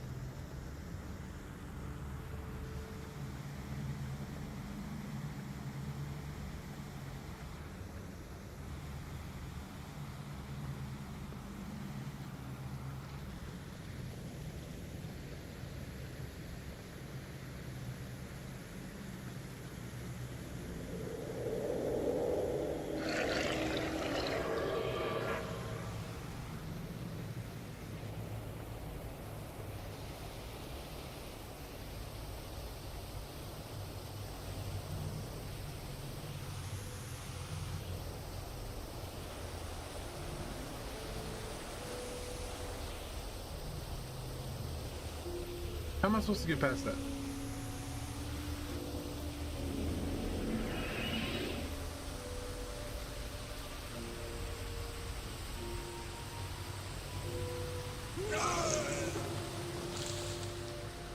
I don't get it. I don't get it.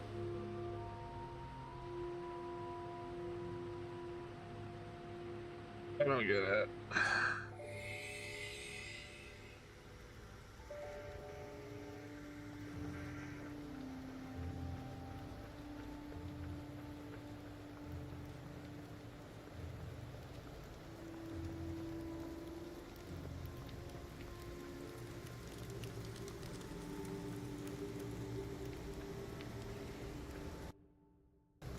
Well, it won't be there again this time, so...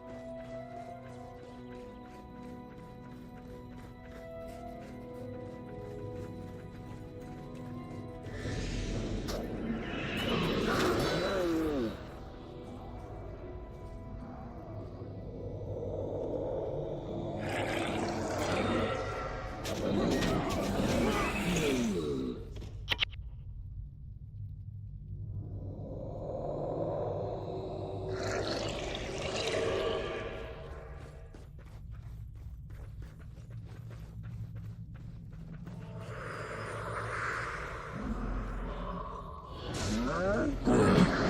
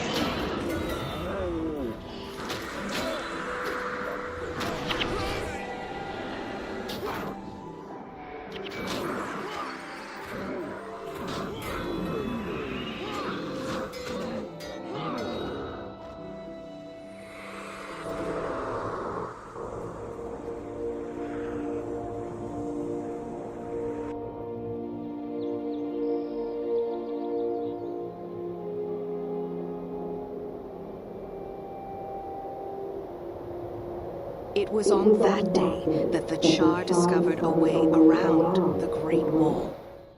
Yeah, I'm skipping that. I don't know what's with the audio. It's like bugged out.